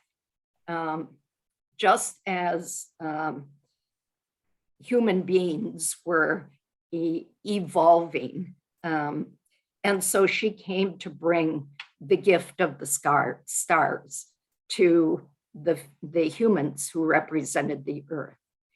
And what she said was that she found the density of the planet ended up being too difficult for her. And she did fulfill her contract, but she renegotiated it. So she did do what she needed to do to bring the stuff of the stars to the stuff of the earth. So today, we all have that within our DNA. We're all made up of the stuff of the stars and the stuff of the earth. But she couldn't stay as long as she had originally contracted, because being from the stars, the density of the earth was just too much for her. So I believe, and again, I've gotten some messaging around the connection between her as the first kind of uppity woman and Mary Magdalene. And that really, what I believe, that assertive, divine feminine energy that was passed through that lineage. So I just wanted to put a little plug in for Lilith for whatever reason she called me to do that. Also, one of the things that was talked about that Jesus said in the channel, and it was actually introduced, was this notion of the infinity symbol. And the infinity symbol has been very significant to me in terms of what I've been receiving for the last 5 to 10 years. It gets deeper, and the symbol itself gets deeper and deeper in its meaning. And minimally, it is, as was stated, it's about the energy flow. However, what the information that I've received is that it is about what Scott talked about initially, right? It is about how the energy is balanced between these polar opposites. So dark, light, good, bad, sun, moon, male, female, that they're in giving and receiving is that same energetic flow. And it is in the middle of that all creation is manifested. And so, again, that infinity symbol and the fact that a universal principle is that everything is created out of that balance. And so that's why it's so significant in these times where I think all of us would agree we're out of balance on our planet in just about every way we can think about, that we need to bring in that balance to whatever is happening. And so that is the reason that it's so important that the divine feminine is rising, because we've been out of balance, and that has created misalignment. So wanted to throw in that little piece. Thank you for that, because that really is true. And that is, this time on our planet, we have to come into balance. We have to. And it's on all levels, as is everything, right? It's within us, where we need a balance between the heart and the mind, mind, body, spirit. It is between what's happening in terms of our relationship to the earth, the planet, each other. And so everything needs to be brought into balance. And that's what we're about as we move forward. My work is really around co-creating the new earth. That's the latest charge I've been given. And my work is really through the field of peace building. So, and that's a good segue. I'm pulling up your website, Pathways to Peace. So we put that in the chat box, but tell us a little bit about Pathways to Peace. Well, Pathways to Peace has been around for 40 years. And we are a United Nations Peace Messenger organization. So we work with the United Nations, but we also work with civil society. And we have projects that are all about bringing peace to our planet, building a culture of peace, creating a planet that works for all. So we very much come out of the belief that there's a spiritual component to every sustainable change, and that we are all one. And when we experience and truly embrace as a people that we are all one, then that myth of separation will not only go away, but we will have created peace on our planet. Because of course, if and I shouldn't say if, I know that we are one, therefore, why would I harm my brother? Because it would harm me. Why would I hoard resources? Because it means that it would affect me.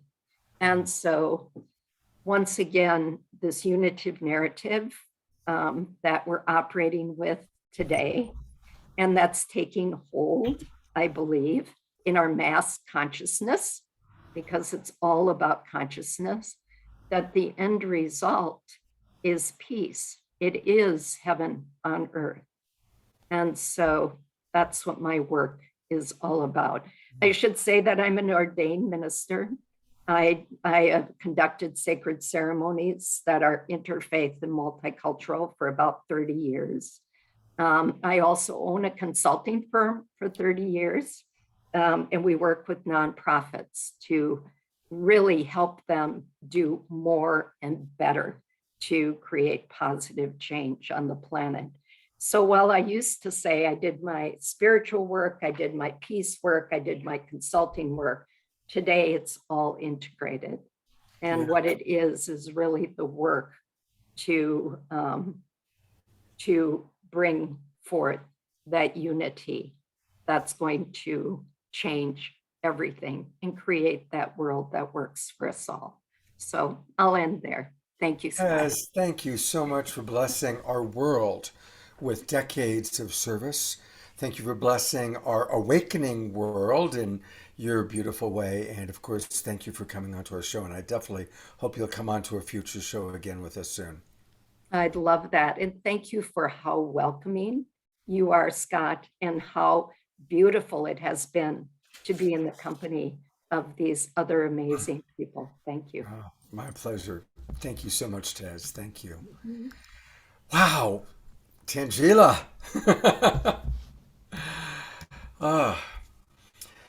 Just a lot of people know what we're going to do is we're going to have another channeling with Renee and Anthony. We're then going to learn a little bit about SoulSearch. Omashar is going to play another song, and then we will conclude with just a few thoughts and memories of our beloved Celestine stars. So it's going to be, usually our show goes till 11 o'clock. It's probably going to go till about 12:30. I ate a banana to kind of hold me over. And Sheila, before we go back to Renee and Anthony, what would you like to share? What has come up for you in all this dialogue and all these wonderful sharings? Well, I just appreciate so much what everyone has been sharing about their own experience with Yeshua and Mary Magdalene, and just the important messages that both of them are bringing to us during this time of the rise of the divine feminine, but also of balance. And I think that's just so important because, you know, so much of what we see happening in the world, whether it's war or environmental degradation or, you know, social inequity, lack of access to education and health care, all of this is stemming from, you know, this lack of balance and separation. And if we're really truly to create this new earth together, it's really about coming back into balance with ourselves, with one another, and really beginning to co-create together this world of unity and this world of oneness. And so that is why I think Mary Magdalene and Yeshua are coming forth so strongly during the time. Obviously, Yeshua has a huge resonance with so many people around the world because of the Christian tradition, the Muslim tradition, and so very pervasive already within consciousness, but now coming forth with his twin flame, Mary Magdalene, as this force of divine feminine power, and showing, yes, we have this divine force of love, oneness, unity, the message of Yeshua of all times, of that divinity we all have within us, and reminding us, but then having his twin flame come and say, and I am here too. I have always been here. I have always walked next to Yeshua, and I still do. I have always taught with Yeshua, and I still do. And together, it is with divine love and with divine power, we bring together that balance of oneness and unity to the world. And we have that balance within each one of us as divine feminine and divine masculine. And that's what they bring forth, both as individuals when they were here incarnated, and then now together as one again. And it's just such a beautiful message for our time. And that's why I feel that we have so many people coming through with these messages from Yeshua and Mary Magdalene, because it's so important for us to now be reconfiguring and reframing all of these stories that we have been told as part of the paradigms of our religion and our society, of separation, of masculine hierarchies. All of these are now being dissipated. And as they dissipate, we have a new consciousness emerging from which we can create together. And so I just think it's so beautiful. I love this conversation. I love what everyone has had to share. And I just love that we also got to feel that powerful transmission and energy from Yeshua and Mary Magdalene themselves. So beautiful. And we're going to have a little bit more. Yeah, exactly. So I want to acknowledge a lot of beautiful comments coming in the chat box. And Scotty Satori is with us. And Scotty is in Maui, just down the road from Heather and Donnie's temple. And so I want to acknowledge Scotty in Maui. He was with us last night and again today. All right. Well, let's go to Renee and Anthony and see what they have to say next. Welcome back, and thank you so much for your patience. Thanks for being with us and coming to us from Mount Shasta, one of the most magical places on the planet. Oh, you guys are muted. Oh. It doesn't show you as being muted, but we aren't hearing you.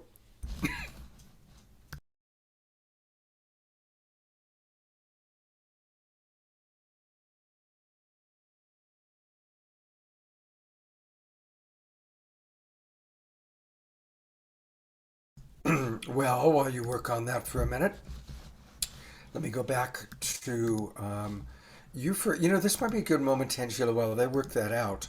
I still have people know about SoulSearch. And so there's a wonderful video that Tanjila narrated. It's only 2 minutes long, and it gets a nice introduction. For those of you who've seen it before, you can move along to all the wonderful words and images. But for all of our new friends, it's really important for you to know about SoulSearch. So let's take a look at that video. During these extraordinary times, are you seeking friends and collaborators, like-minded, brilliant, beautiful souls who want to be a part of creating the new earth? Here is the answer. Welcome to SoulSearch. SoulSearch is the high-frequency global online destination for spirituality and consciousness, where people from around the globe like you come together for spiritual exploration. This is a multi-dimensional community for spiritual seekers, healers, teachers, and guides for the global awakening. With SoulSearch, the spiritual seeker can easily search for and connect with healing modalities, spiritual teachings, practices, and practitioners. You can explore high vibrational online and in-person spiritual events across the globe. Within the SoulSearch community, you can join groups or take courses for your spiritual journey. With SoulSearch, you are part of an inclusive, growing global community for consciousness. For spiritually conscious practitioners, SoulSearch connects you to a global audience seeking your services. Build your credibility with a robust profile that demonstrates your expertise and experience. Post client reviews, articles, videos, photos, and audio. You can create secure and private online communities for your groups and clients. Be a part of an awakening community for spirituality where you can collaborate and connect with practitioners and seekers. Whether you are a spiritual seeker, healer, or just curious, join soulsearch.io today. Don't miss out on this opportunity to be part of our high vibrational community for the global awakening. We're excited to be connecting with your soul and radiant light. And I've pulled up the website. So this is SoulSearch. And again, if you have not joined SoulSearch yet, please, everybody, this is how we take the next step. This is how we communicate with each other throughout the week. This is how we find some of the amazing healers and speakers and luminaries that you're seeing on the awakening world. This is how you can create your own events, your own community. This is the next step of our coming together. So thank you so much, Tanjila, for creating it. Oh, thank you, Scott. It's just so exciting. I love what you have done here. I want to just express so much appreciation for you, Scott and Deborah, for creating this global Peace Tribe community. And you're really this force of nature creating these shows, bringing everyone together to connect heart to heart and connect with these incredible spiritual luminaries. Stuff like that. People that And I think that's really what we're working to do with SoulSearch, is just to continue building on that momentum and movement. We have an incredible online directory where if you're a practitioner, I invite you to join, where you can have your listing of your services and who you are. We think of it as a super high vibe Yelp or LinkedIn, where people from around the world can just go in and search for quantum healing, theta healing, past life regression, channeling, and really start accessing modalities and types of that are so important that have not been accessible for most people around the world until today. So we're really focused and committed to bringing out all of these healings, teachings, and experiences and information out into the world. And then we also have a really robust community where we invite anyone and everyone to join. You can access a lot of different spiritual events, a lot of them online. So it doesn't matter where you're located. You can join different groups, such as Psychics in Training or Star Seeds and Hybrids. You can join the Global Peace Tribe group within SoulSearch. And we also have different courses. So you can take courses on sacred geometry, drawing Metatron's cube, and it's growing every day. And our goal is really to create, this global online community for spirituality, consciousness, multidimensionality, where we can continue coming together every day and continue building these heart connections. Beautiful. So much that you've created, and it's going to continue to grow, including we're going to build a whole library. We take the best of, I've done 450 online shows since the pandemic began. So we have so much amazing content, and a lot of it will be showing up on the SoulSearch video library. So we're excited about that. Exactly. I think the good news is that Renee and Anthony, I think, worked out their sound issues. So I put the spotlight back on you, and if you unmute, hello, can you hear us now? Yay! Okay, sorry if we were mumbling in the background there. It's all right. Anytime we can hear your audio, we wanted that, so this is good. Well, we were doing, at the Mount Shasta Lodge this morning, and Yeshua was leading almost like just, a conversation with Mary Magdalene and Yeshua. And after about 15 minutes, all the microphones just blew out. So that happens sometimes with his energy. It's not uncommon. Well, thank you for being with us and staying with us. Our show's gone, because it's such a special show. So I think Tanjila and I would love to just turn it over to you to see what wants to come through next. We'll just open it wide open to what wants to come through next. Okay, wonderful. Would you like us, because, in the first part was, 99% Yeshua, Magdalene's energy just came through with one short message. Would you like us to bring the Magdalene through? I think, I think that, given, we talked about balance, Tez talked about balance. So I think that's a wonderful idea. Okay, perfect. You're going to see that powerful Isis energy come through. So when I bring her through, and again, I use that pronoun relatively, the energy itself of Magdala and the energy of Yeshua, they are of source energy. I was reading a comment, and I just want to make a quick note to it that we must continually practice opening our hearts, no matter how painful it is, no matter what the experiences have been. We must always continue to open our hearts. And that is truly the message, not just from Yeshua, but from Magdala. She has experienced pain like you have never experienced. At least I have never experienced in this lifetime, from what she has told to Renee and shown us. So with that pain that she has experienced and what she continually shows me, we must still always be in our heart. We must always open our heart, no As matter hard as it is. no matter Yeah. how hard it is. Open. Don't be afraid. Let go of all of the fear, the anger, the angst, the hatred. It's not going to serve you. Yeah. It won't. I've been there before. It does not serve me, and it does not serve any of us. Yeah. And And that's part of, one of our Yeah. challenges too, is when the Magdalene does come through, because we have a channeled book by her. And I just bring this up because we haven't really told very few people, just people in our intimate community about it. And so we are, welcoming ideas on how to publish it. We're thinking of self-publishing it versus going with a publisher. And, there's a couple of chapters in there that are hard. They may not be the Magdalene that the world wants to hear. And so we are faced with some of the messages about her life that are painful, that are going to come through. There are certainly people who are going to feel that that's not the Magdalene they want. They want, maybe more, because many people idolize her. I think a lot of times people might see me and Renee and think, wow, this is amazing. And it is amazing. It's is. incredible. We have love in our dinner table every night. But we are two kids from upstate New York. And we've been through the ringers ourselves. And I certainly have also. And I have lost my faith many, many, many times. But there's one thing we can't do. We cannot close our hearts. And Magdala will certainly tell you that. And she has brought me up so many times. Same here. Because there are so many times I just wanted to stop this journey. I just couldn't take it anymore. And she'll say, Anthony, keep going. Do not stop.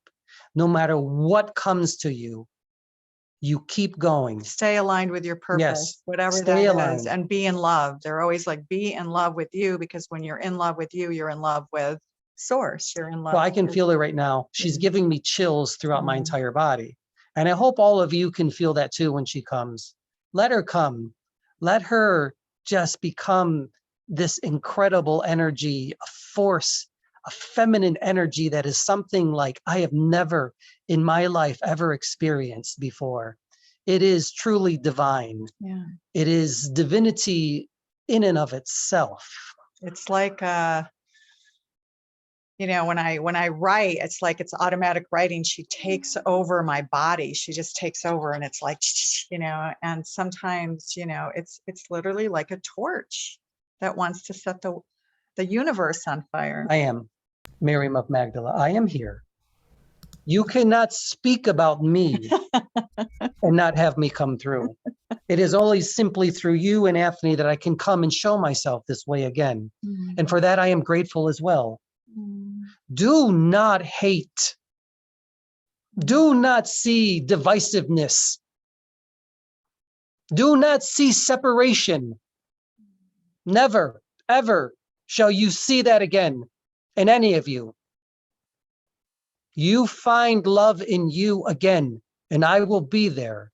I will pick you up, and Yeshua will carry you. We will be there together as divine feminine and divine masculine once again.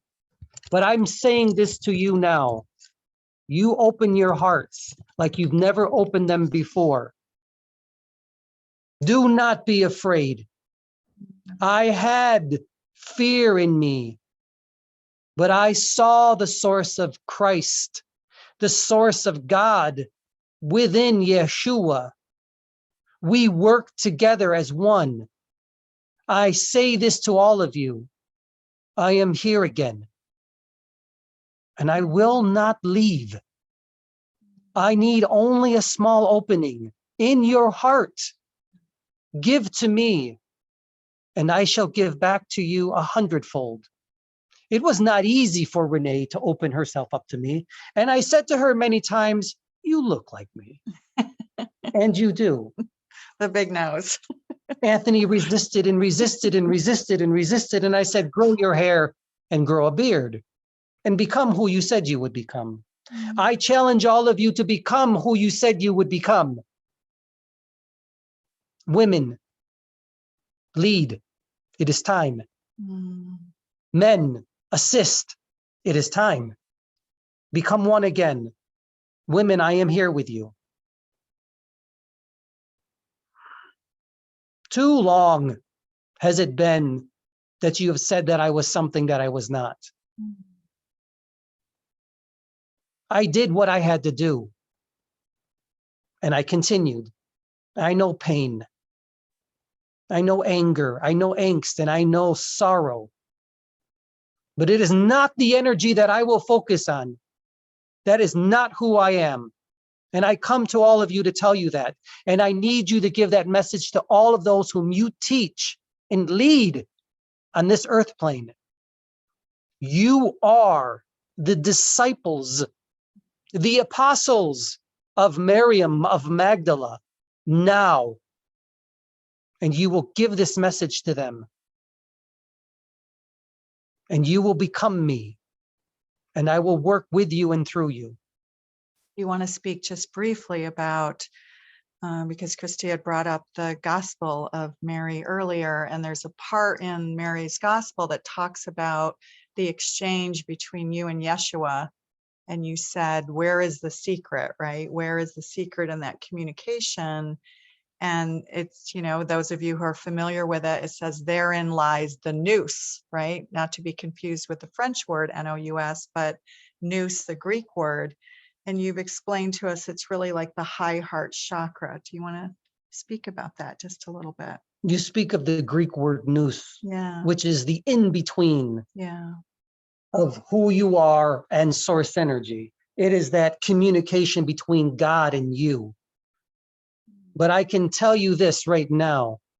You don't need a nous anymore. You are the direct line. You are already there. Back then, that is all we would say. We had to speak to them that way because they didn't understand the true quantum aspect of who they are in this lifetime. As Yeshua said earlier, he could not speak of subatomic particles and photons. That we were energy and we just manifest. You are energy beings. You are creatrixes, creators of your own making. So I'm challenging all of you. You are having an experience at this very moment, and I am here with you. I need you to have the best experience there is. I challenge you to go beyond who you think you are and teach, teach, teach, and become, and create, create, create. Things come in threes, you know. I see you, Christy. Yeah. I work through you in my own unique ways. A gentleness, a kindness, a beauty, but of strength. Much love. Much love to you, sister. Yeah.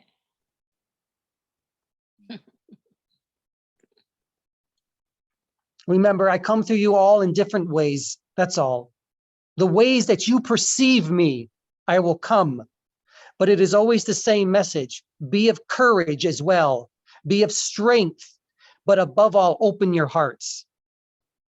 Open your hearts again and again and again and again ad infinitum. That is what's required. You call it heart math. I like that. Coherence. You call it heart coherence. I like that as well. I don't care what you call it, but you open those hearts. We do not work through your brains. They are nothing more than the antennae that connects you to everything else. It is through the heart chakra that we come. Remember, we bring into our fields, our auric fields, we bring in Speak that. up, sister. We bring into our fields what we bring into our fields, right? So whatever we project out there is what comes back to us.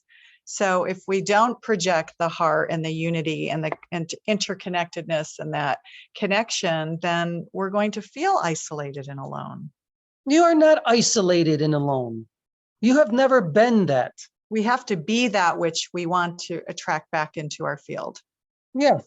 You look into the mirror and say, I am beautiful. I am special and I am unique. I am woman. I am the feminine divine. And men, you do that as well. You find the beauty, the pulchritude of who you are in the feminine. Those who have lost me, those who have lost the consciousness of Christ, Yeshua, he's in there looking at you in the mirror. Remember that. Now, what more can I say to this angelic group of beings, this divinity of femininity that I see before my eyes? You are the colors of the rainbow and then some. Use that to your advantage, ladies. Seek, and it shall be given. Ask, and you are already there. I am here with you. I will be the force within you to continue your messages. However that is, through me, it's through my writing and, speaking, but for everybody it's different, right? It could be through art or music or, all the gifts that we have to share. We all have these beautiful gifts, and the Yeshua and Magdalene energies work through us in all of those unique ways. Adorn yourselves as you desire to be. Yeah, I love all your gowns, Heather, on your website. Beautiful. It's like, yes, that priestess energy is coming. Be through. woman, be feminine, Yeah.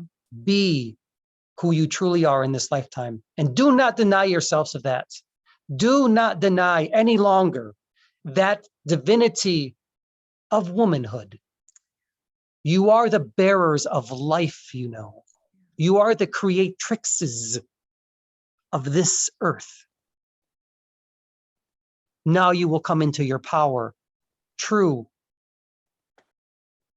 forceful, but with an open heart and love.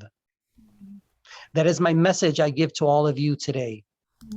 Men, be with your women, be with the feminine, and become woman again. Do not divide yourselves anymore. Do not divide, do not separate. Come together again as one. Yeah. I am Miriam of Magdala, the tower. I will be straight with you all again. It is an honor and privilege for me to be here amongst all of you. Mary, you rock. You do. I love your strength. I love your affirmative. I love your passion. You have such beautiful passion, and it lights us up in wonderful ways. So thank you so much. Scott, I thank you as well. I thank you, Scott, for all that you do in this timeline. What you do here, brother, you do everywhere else. Yeah. Your love and kindness is universal in ways you do not know, but I sure you do. You're getting there now, whole at a time. Getting little inklings. As I get closer to leaving the body, I get inklings of what else is going on in the multidimensional field. You are Yes, going on in absolutely. the multidimensional field. Yeah. And we are at a very multidimensional conference I will here. see you That's for later. sure. Thank you. Well, I want to definitely let people know how they can get much, much more of Renee, Anthony, Yeshua, Jesus, Mary Magdalene, and others that you bring through. Again, it's always great to go through SoulSearch. SoulSearch is more and more of a wonderful way for us to connect to each other. And so I see that you have a lot on SoulSearch. I'm bringing Tanjila on, of course. Now, what is Blue Soul Earth? That's, of course, a moniker. It's a website you have. What is Blue Soul Earth? So Blue Soul Earth, we teach essentially through our Blue Soul Earth. We do Blue Soul Circles, live Blue Soul Circles in Marin. So any of you who are in Marin or Northern California, we lead Blue Soul Circles, which we channel and we teach. So it's a combination of both. Our guides always say it's really about bringing science and spirituality together. And I think that's one of the things that make us different in our work, in addition to bringing the masculine and feminine, but to weaving both and not denying one over the other. Our guides are constantly reminding us of that, as is Yeshua. Believe it or not, in our channeled book, as crazy as this sounds, there's a whole chapter on quantum universe and paralleling, using parallel examples in this parallel quantum universe to how he healed 2,000 years ago. I mean, Wow. It's absolutely fascinating. Even when we reread it, and I'm editing the book now, every time I read it, I'm like, say what? It's like how he, literally raised Lazarus from the dead, and all of that was said to be true, but it wasn't really as magic as we think, because ancient sages in India did this, right? Absolutely. Yeah, so he just kind of brings in the quantum aspect of how he healed and how he did that. So it's really interesting, because the rest of the book, 99% of the book is really about their life 2,000 years ago. And then there's this modern science that gets thrown into the middle and shakes things up. Beautiful. So I've gone on to your book, I've been showing, your website, and I see a lot of books that you have. Heal Speaks, Energy, Body, and Quantum Healing, Metatron and Sacred Geometry, Manifest Through Spirit. You are busy. My Lord, look at all these books that you're writing, doing channeling every day. You are in your Dharma. Isn't that beautiful? Yeah, so we do have those are sort of shorter books, and a lot of them accompany some of the bigger courses that we used to do live. So we did a whole thing on sacred geometry with Metatron and Melchizedek and, goddesses in the early days. So on studywithspirit.com, you can get a lot of those pre-recorded courses. So you can just kind of, go in there, and of course, everything is just there for you to go at your own pace. There's some guided meditations on there as well. And the two things we're most excited about now, and that's largely because we've been so focused on our books. There's two books, actually. No one knows about the second book. It's finished, but it hasn't been edited at all. And it's Yeshua only. And it's I don't even know how to describe it. When Anthony said it's been a journey, we resisted this. And I think the book is definitely going to appeal more to men. I just feel that, because I would be like, can we just get through this book and get back to like the second Magdalene book? And I would get kind of frustrated and not bored, but frustrated by some of his parables. I'm like, you're answering a parable with another parable. And he's like, that's the way I teach. So the second book is literally like that. And I think men are really going to respond to it. But because we've been focused so much on that, we've created a membership program called Blue Soul Ignite. And that's just a way for us to commune together every month. We meet a couple times a month. It's only like 30 something bucks a month. It's very inexpensive, because we want to bring everybody into the community and not have that as a barrier. And that's Blue Soul Ignite. You can find it on studywithspirit.com. And then for women only, because I know we're running out of time, so I'm speaking quickly, for women. Well, hey, you can take a breath. You can take a breath. It. It's all good. Blue Soul We're going to go Ignite. until whenever. So here is the Blue Soul Ignite program. Again, if people go to Blue Soul Earth and then see offerings, go to Blue Soul Ignite. And how often does your community meet and gather? A couple times a month. So actually to register, though, you want to go to studywithspirit.com. Actually, that's where you'd want to register for this. This has background information on our site, but we're adding a guided channeled meditation every month as well, led by Yeshua. And, it's just a really beautiful, great community. It's men and women. And I don't know what we're going to add. We keep adding whatever the community wants, actually. And then the other thing that we do is for women only. Sorry, guys. Sorry, our masculine brothers out there. But it's for women only, and that's Magdalene Sisters. So that is right there, the Magdalene Sisters. And it's confusing the way the platform, it's not really 23 lessons. It's just the way Think That kind of does their platform. But we meet also twice a month. And we meet, so that $133 is for the whole year, actually. So it works out to be like $11 a month. And so we do one in the morning for those in Europe, Middle East, right? So they can join because we have women from other parts of the world. And then evenings for those in North America and Pacific and Australia. And so the first part is women gathering and supporting each other. That's the first part. No, Anthony. And then he comes in for the second part and we have a channeled message. Mhm. So that's, yeah. And you can ask questions to Magdala or whatever. So our 2 membership programs is really where we're spending a lot of time.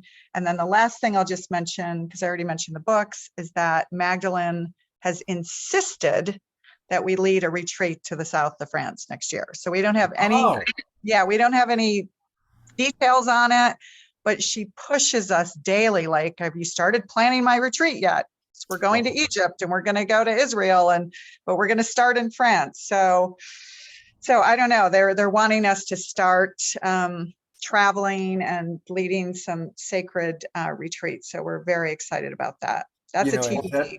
As that takes place, let us know. We'll promote it on Global Peace Tribe. I know I would love to go to France on a retreat like that. So that speaks to me. And I have many friends, actually. I have a very close friend who was going to be on today's show, who's in France right now. She's in Nice, and she's going to be on the show, but they're still out on the boat partying. So anyway, hello, Josie Ann. You will no doubt watch this recording, so you are being thought of. Well, thank you. Golf is a big part of her life. Yeah, no, definitely. I think that would be really wonderful for Global Peace Tribe and SoulSearch to kind of collaborate on that, to put that together. We're going to have our first Global Peace Tribe / SoulSearch retreat in Sedona in October. So sometime next year, let's go to France. That sounds good to me. That sounds exciting, and it'll be wonderful. I mean, for those of you who are able to experience Anthony and Renee today, you feel how powerfully the transmission are coming through, even Zoom. So when you are there with them in person, it's just such a next level experience. We were excited to host Anthony and Renee for an in-person workshop in Sedona recently, and everyone there was just blown away by the energy that came through from Yeshua and Mary Magdalene. And then we had a nice surprise from all of our galactic brothers and sisters there at the end, as well as Morgan Le Fay. But so I'm sure the retreats will just be fantastic. And, Oh, and hey, Scott, I'm actually on, and this ties in with Celestine. Great, Leah. I'll come to you in a moment, Leah. I see that you're on, and we'll come to you in a moment.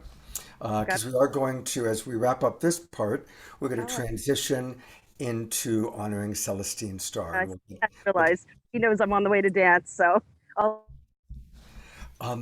So thank you very much, Renee and Anthony. Thank you very much, Tezikiah Gabriel. Oh my gosh. Thank you very much, Christy Michaels, who I think might stick around for the Celestine Starr celebration part. And thank you, Heather.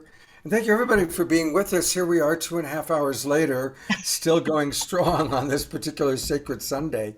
And to just help us transition from all this incredible wisdom that has come in.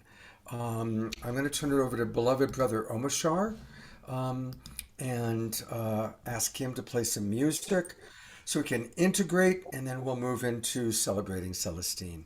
So, Omashar, the spotlight is on you. Let's take a few deep breaths. Hands on our hearts.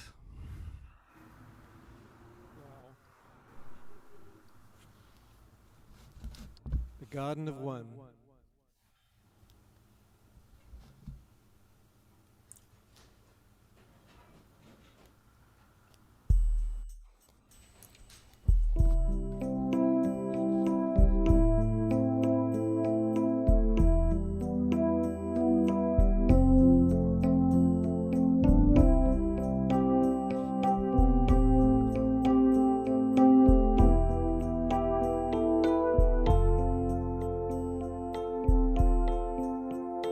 I am with you here inside.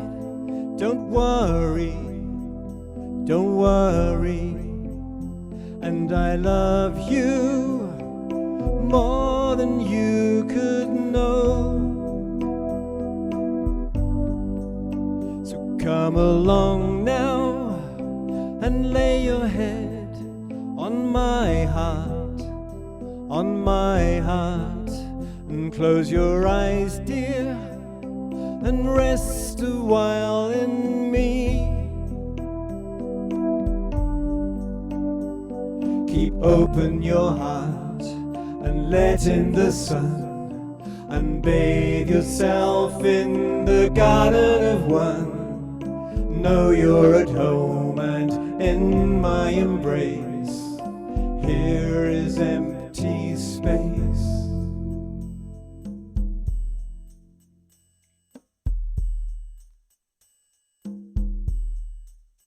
And now I ask you to take a step towards me, toward me.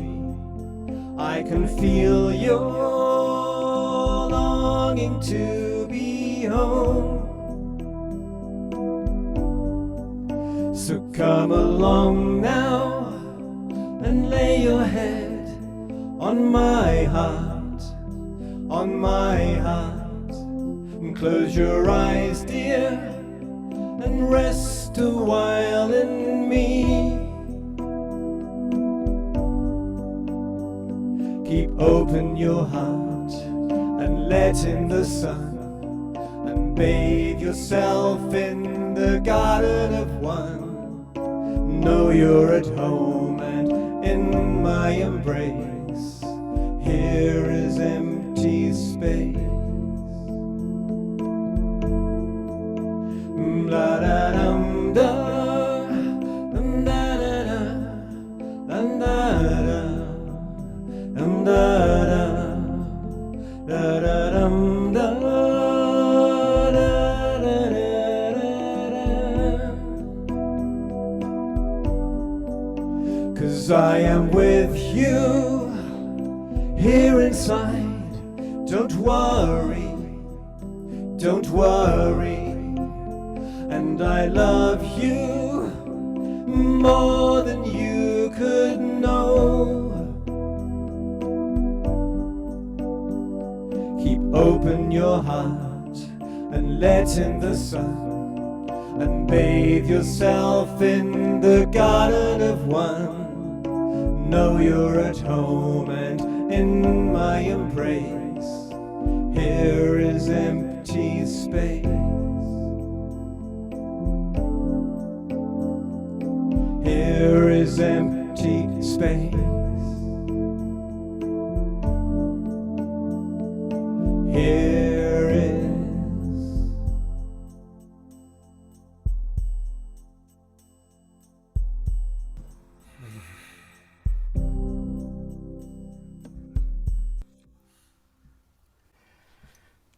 How perfect.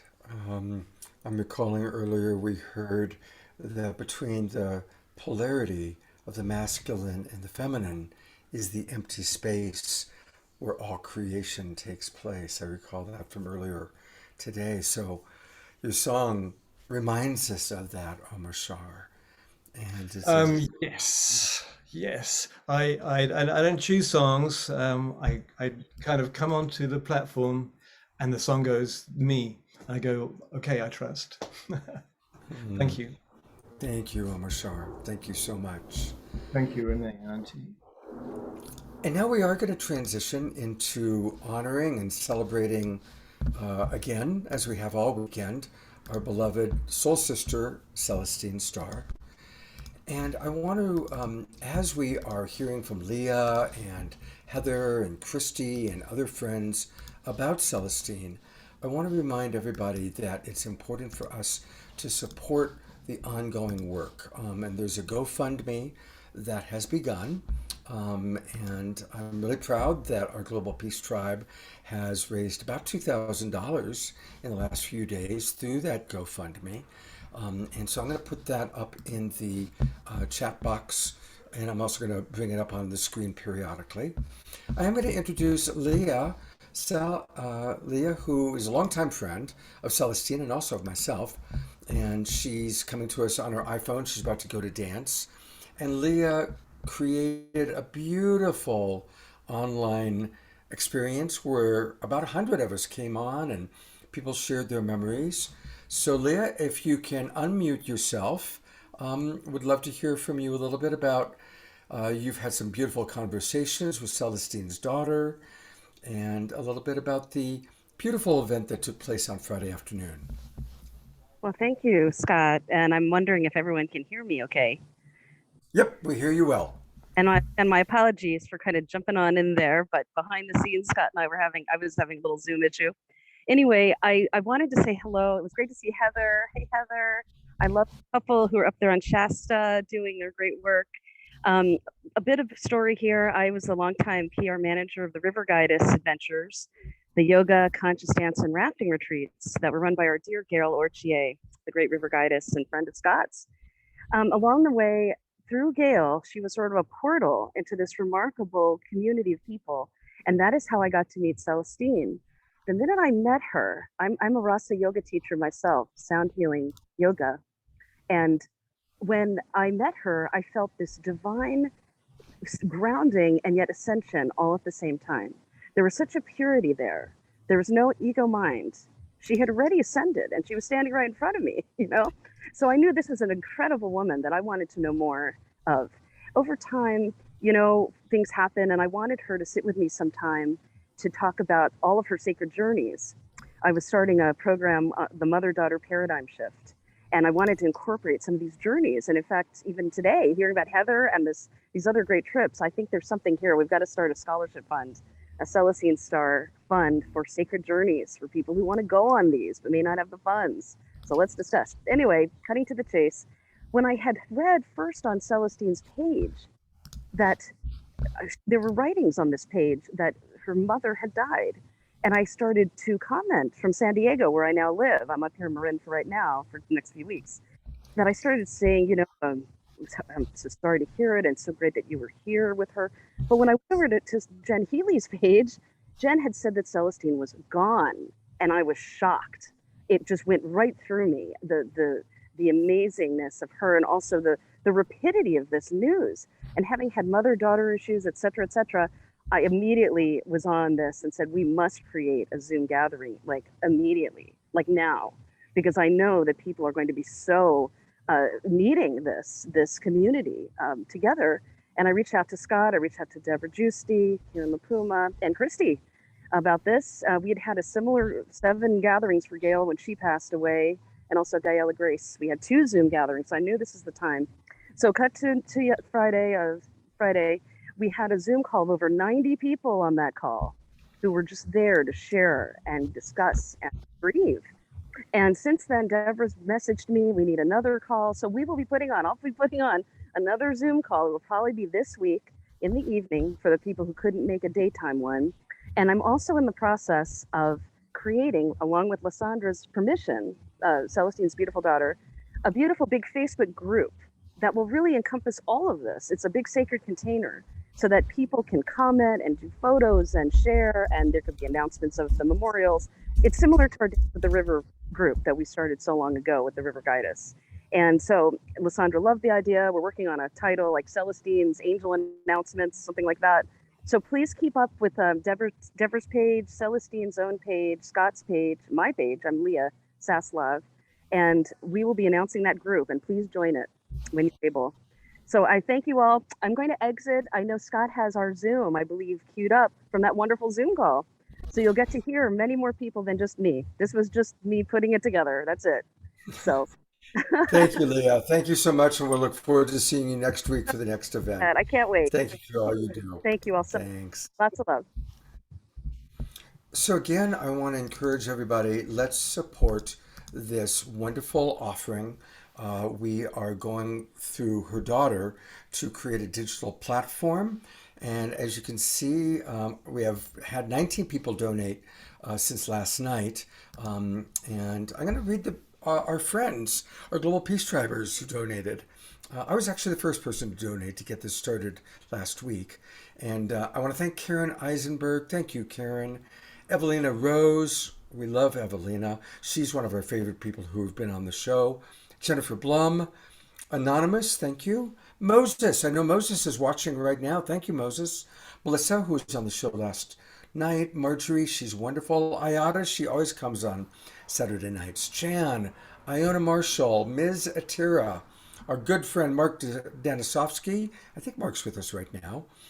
Kim Newick, Victoria, and then the largest donation so far was made by my longtime friend, Heaven Hope. So thank you everybody for your donations. And now is the time to donate again. So I'm going to put into the chat box the link. And before we close out tonight, I'll see who has donated. And if you don't mind, I will just acknowledge you because I really appreciate that we don't all have as would like sometimes. And so your donations mean a lot. Whether it's $5, $50, $500, it's all appreciative. And I love to share when our Global Peace Tribe members donate. You know, the Global Peace Tribe, by the way, has raised hundreds of thousands of dollars since we began 2.5 years ago. It actually started, Deborah Giusti and I started this as a Saturday Night Live as a fundraiser. And over the years, we raised money for people who lost their homes in the fires. We've raised money for friends with cancer and heart diseases. So that's another big part of what Global Peace Tribe does. I'd love to open it up to anyone who wants to share a little bit about their memory of Celestine. And so if you have a memory you want to share, put your hand up. You can either raise your hand. I'm going to go to gallery view. Oh, I think there we go. Dr. and Mrs. Future are with us. Two of my closest friends. They create the videos that you see, like the video at the start of every Awakening World. And I will be with them in that home on Wednesday night working on the next video. So I'm excited about that. Dr. and Mrs. Future, tell us about your connection to Celestine. Wow. Well, we are in the, might call the scribe tribe part of this, the tribe, tracking the evolution of our tribe's consciousness over the last 35 years or so. And Celestine and us have worked very closely together on many cosmic projects. She shares with us the sensibilities that we're all divine and that we're waking up to that, and that the process of recording the waking up to the divine within us all is part of the magic and how others begin to get that idea and spread it. And she was very much someone like us, carrying recording equipment everywhere and catching the magic moments that defined us and showed our expression of who we are and how we're evolving. We have so many wonderful events, many of which we shared with you, Scott, in Maui at the turn of the millennium was a big one, with the Goddess Temple in Boulder Creek and all the amazing insights that happened to so many there. The New Living Expos, and it's an evolving thing. And I think her footage is key to sparking many others in terms of waking up to who they truly are and to see the universal truths, like we are all divine. We're all connected to the divine. And then ultimately it's all God all the time, and a recognition of that on a very deep, visceral level. Mrs. Future here has had a very, very close connection with Celestine all the way up to the end. She was contacting us for a project she was working on that involved her latest transmissions. So why don't you share a moment about that? Yeah. I'm thinking of hosting a Zoom myself tomorrow on 11/11 in honor of Celestine, although the thought just came to me today. I haven't done any announcing or inviting or anything. But over the last 6 months, I've produced some videos with her, and she produced some videos that are for the Galactic Federation Council, the Galactic Council. And she was planning to put these together into something to be a digest, because she has been conducting a group on 11/11 for a very long time. And this is the project that got interrupted, but she and I were in constant contact trying to bring those things together. And I'm, uh, I feel very much like not just, she's part of my soul family, and such an incredible inspiration and divine initiator for me. And I really am just so grateful for her in my life. And I felt like sharing my little bit of writing that I did the day after she passed, when I was feeling her energy. I felt her coming to me. We had some very magical moments. And I thought, if you don't mind, it's just a couple paragraphs and I'll just share it, because I have, very poetic sensibilities. And Ongoing work. what do you think? Is that okay? Yes, absolutely. Absolutely. Okay. All right. So here's what I wrote, waking up, pondering the passing of my friend Celestine. I'm in the habit now of waking at dawn and taking notes on yesterday's lingering memories. In one item that Al announced on our Dr. Future show, which is on Tuesdays, we let folks know that Earth reached aphelion, the orbital position furthest from the sun, yesterday on July 4th, of course, the day Celestine passed. The thing I didn't know before is that the Earth moves more slowly during aphelion than during the perihelion due to the effects of gravity near the sun.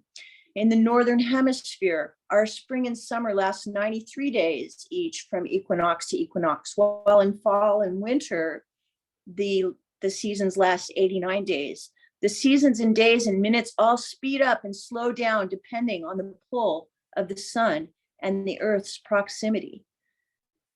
Naturally, Celeste would be tuning into this as she chose the day of her ascension to the next dimension. All this science put me into a ponder on the passing of time.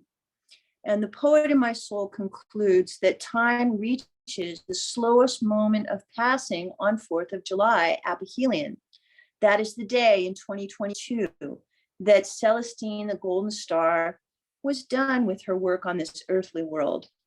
The moon reflected back a waxing crescent, which means the light is on the rise.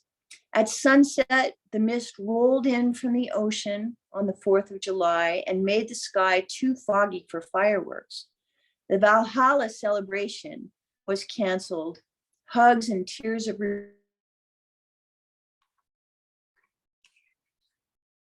somber, sad, reflecting on the ending of things, accepting that life does not last forever and old friends will be gone.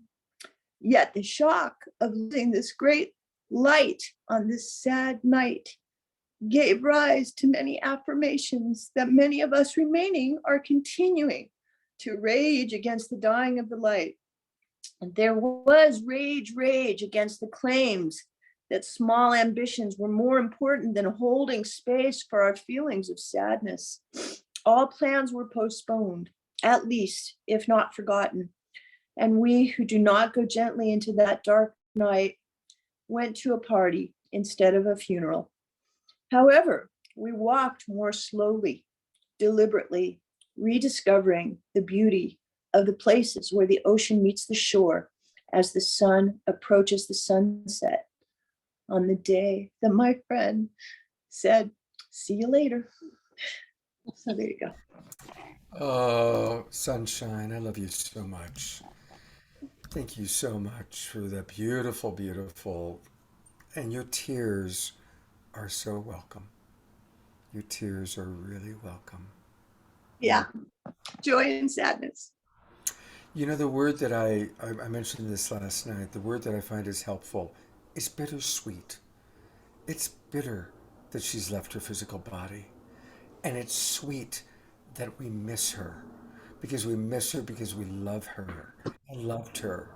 And that, Suchi died 10 and a half years ago, and it's still, I'm so grateful that I miss her as much as I do, because it's like that just shows the depth of the love.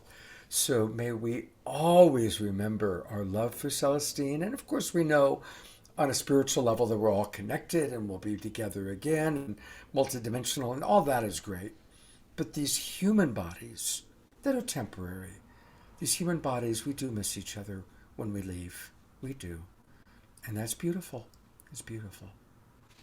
I love you, son. I can't wait to be with you in person. You and Al, look forward to seeing you on Wednesday night. Love you both so much. Thank you. Love you too. Dr. Future, thank you so much. And everybody, the Dr. and Mrs. Future show is every Tuesday afternoon. And this Tuesday, they got Bruce Lipton, one of our absolute favorite presenters, the godfather of epigenetics. One of our presenters last night was talking about how Bruce impacted her work. And I mentioned that he was going to be on Dr. Future this week. So Tuesday, 2 o'clock, Dr. Future show. Yeah, Bruce will be coming on at 2:30, but we'll be on it too, starting the show. Yeah, that's really wonderful. Love you guys. I'll see you on Wednesday night. All right. Bye-bye. It's kind of fun. I'm actually traveling around. I'm with Heather and Donnie in Donnie's mother's house right now, and I'll be with Ellen and Son, and I'm going to be down in San Diego and Sedona over the next few weeks. I'm traveling, and you're going to be seeing me on the road with beautiful people like this. All right. I think Christy Michaels is got something she wants to share. Hi, Christy. Hi, dear.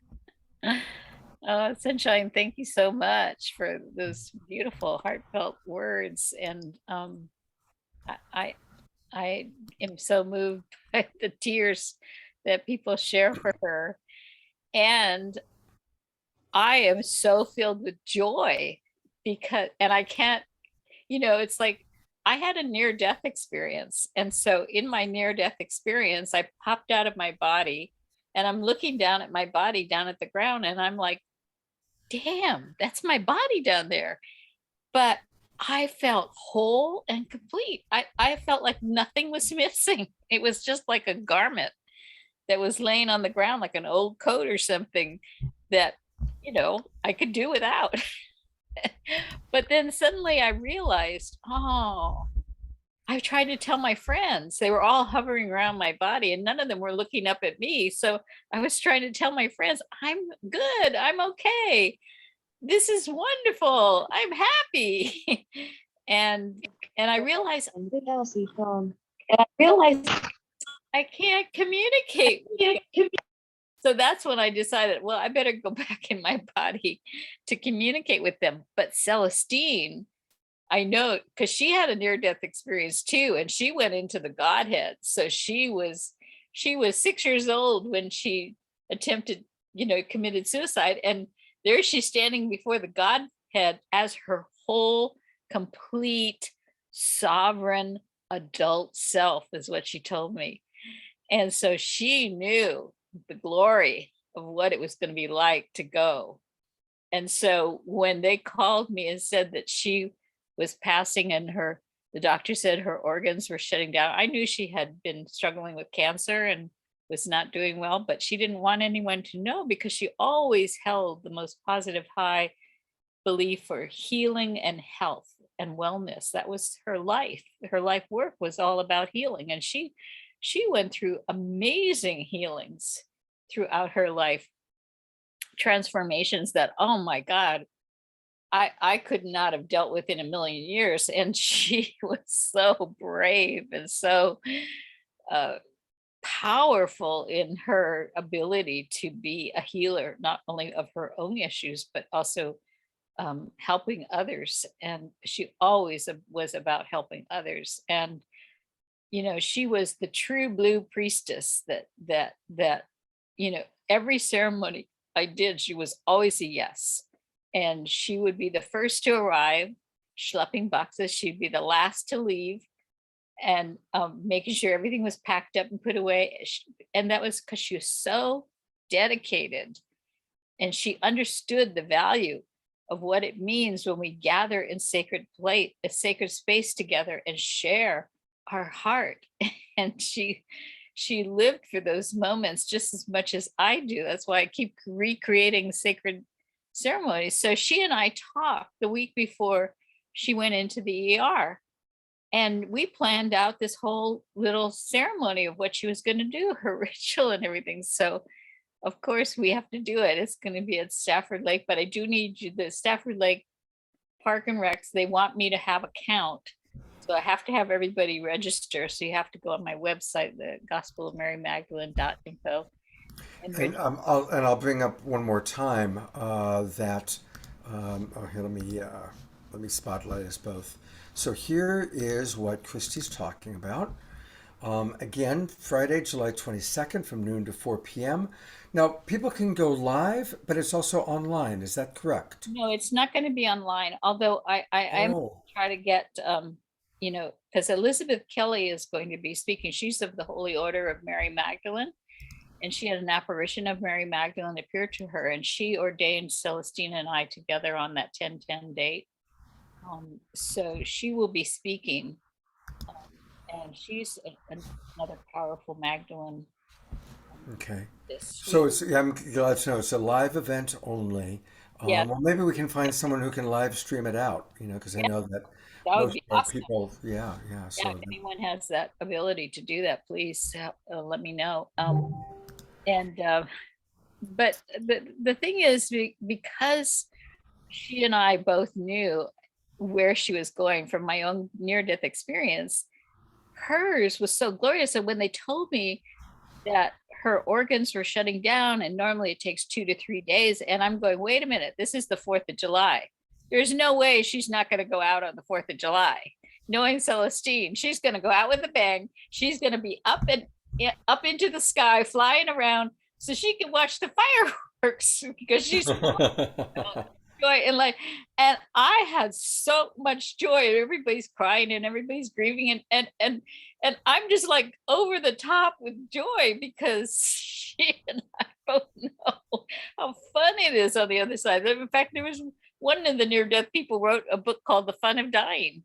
Yeah, absolutely. And it's really important, Christy, I appreciate that you carry that part of it. Yes. Because it is important for us to remember there's nothing tragic about her being gone, but it is hard for us human beings who miss her.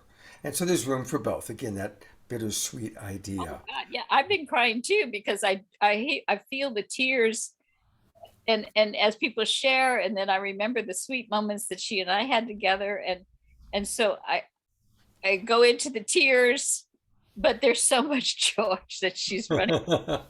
Well, you carry everything with so much, you do everything, Christy, with so much love, so much joy. So I know anybody in the Bay Area, if you can make it on July 22nd, that's going to be an amazing event.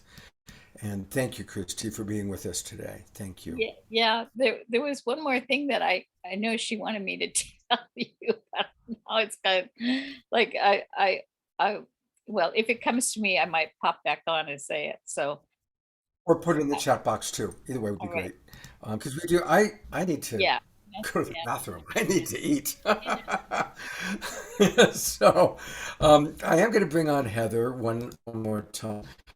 And Heather, bless her, has found Steen's book is still available. So you're on camera, and thank you for finding that. And I'll pull it up as you speak. Yeah, so I just wanted to share lastly about her new book, The Galactic Earth Council, which is available still. I'm just looking at it on Amazon. So I'm hoping it's available like print on demand. So it's her, legacy and part of her important teachings about how to hold a sacred space and connect with our star relatives. And I heard her talk about it on her last, she did a podcast and she was sharing about it. So I just invite, I'm going to get one, and I invite everyone to. That's another great way to support her and support her daughter by purchasing her book. Beautiful, Heather. Thank you so much. Thank you for being with us all throughout this long and incredible show. And I certainly look forward to going on a trip to you. Maybe this whole trip to France wouldn't be fun to coordinate, because you and Donnie lead trips. You, of course, have the big one coming up to Egypt in September. So let's all start coordinating some trips together to sacred places. I think that'd be really, really wonderful. And thank you. And I will see you in person in a few minutes. No doubt in the kitchen. Okay, see you in a bit. Hey, I wanted to share, we're going to conclude with an Omashar song, which is awesome. And thank you to Omashar staying up so late. I want to share one other thing. one of our Global Peace Tribe members named Andrea Lieberstein sent me photos. She and her husband David created this altar in memory of Celestine. So I just wanted to show those pictures.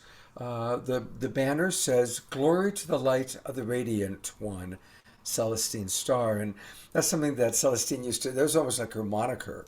You know, if I'm Love Coach Scott Katamas, she would always say, "Glory to the light to the radiant one," is how she would kind of greet people or open and close her ceremonies. And here's another photo of the altar that they created. And what a beautiful altar. My gosh, a lot went into that. So thank you, Andrea and David, for creating such a beautiful altar to honor our soul sister. And I want to thank all the people. That's at the Peace Park at Mount Shasta. So they have like flying all over, and they put that up for her next to Kuan Yin. Beautiful. Okay, thank you for that clarification. Thank you. Yeah, is that part of the big conference happening in Mount Shasta right now? Right. Right, thank you. Wow, well, it has been a Sunday. And next Sunday is also going to be even longer because we're going to be including a 6-hour Fantuzzi sponsored, co-hosted Rainbow Gathering event where a lot of the musical artists that were at the recent Rainbow Gathering are going to come and join us. So we're going to start at 10 o'clock as usual with Larissa Stowe. I'll be staying at Larissa's temple next weekend. Yes, I'm heading south. And so I'm going to be doing all of my shows from her temple. And she and I are doing a big show on Friday night together, all about the Weevolution. On Saturday night, I'm collaborating with Unify, Global Coherence Pulse, Teresa Collins, Jennifer Hill, and the theme is Love is the Answer. And we've got Gary Melkin, Johanna Beekman playing music, some wonderful presenters. And then on Sunday, Larissa Stowe is going to share with you her amazing story of how she healed herself of cancer. It's an amazing thing she did. And then we're going to roll from that into the Rainbow concert. So another great weekend of the Awakening World. Definitely make sure you join us. And please share out with people. Let people know about the Awakening World, about Global Peace Tribe, so we can continue to grow our community. And speaking of community, such a big part of our community is Tanjila, who has been with us this whole time. Tanjila, thank you. And I'd love to get I know that you shared a little bit over the weekend, but for people who didn't hear about your amazing time, you were with Celestine as she actually physically left her body. So I'd love for you to share a little bit about that again, and then any final thoughts you have about the show, and then we'll go to Omashar. Sure. Thank you so much, Scott. And it's just been so beautiful to hear everyone share about the magnificence of Celestine and and who she is and all of her radiance. And it was really an honor and a privilege for me to be with Celestine in her last hours and last moments. And it was, again, shows you the power of who she is, because it was very clear to me that she cosmically aligned the entire way all of this was happening. And again, as everyone mentioned, it was very sudden, and we didn't really have a forewarning that she was going to be passing in so soon. And when Deborah called me in the morning on Monday morning of 4th of July, and she said, Celestine is in her, may only have 24 hours to live. And, and I said, yes, let's go see her immediately. And soon we headed down to San Francisco. But as soon as I heard the news from Deborah, she had emailed in the morning. And then when she called me, it was, what really came to me was just the glory of the transcendence of her soul and just who she is and all of her power and all of her divinity and all of her magic and all of her fortitude and strength. And, what a gift, for all of us to have known her in this lifetime and in this incarnation.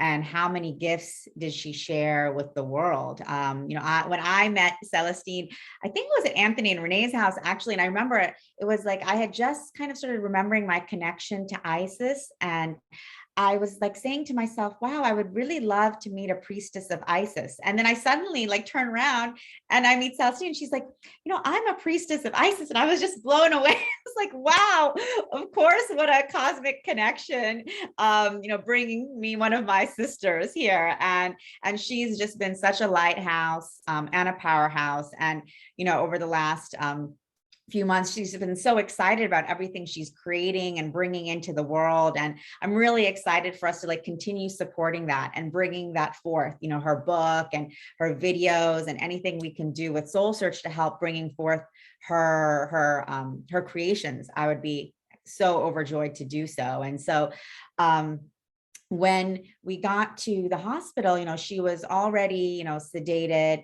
because of the pain and was unable to speak, but the doctor said that she could hear.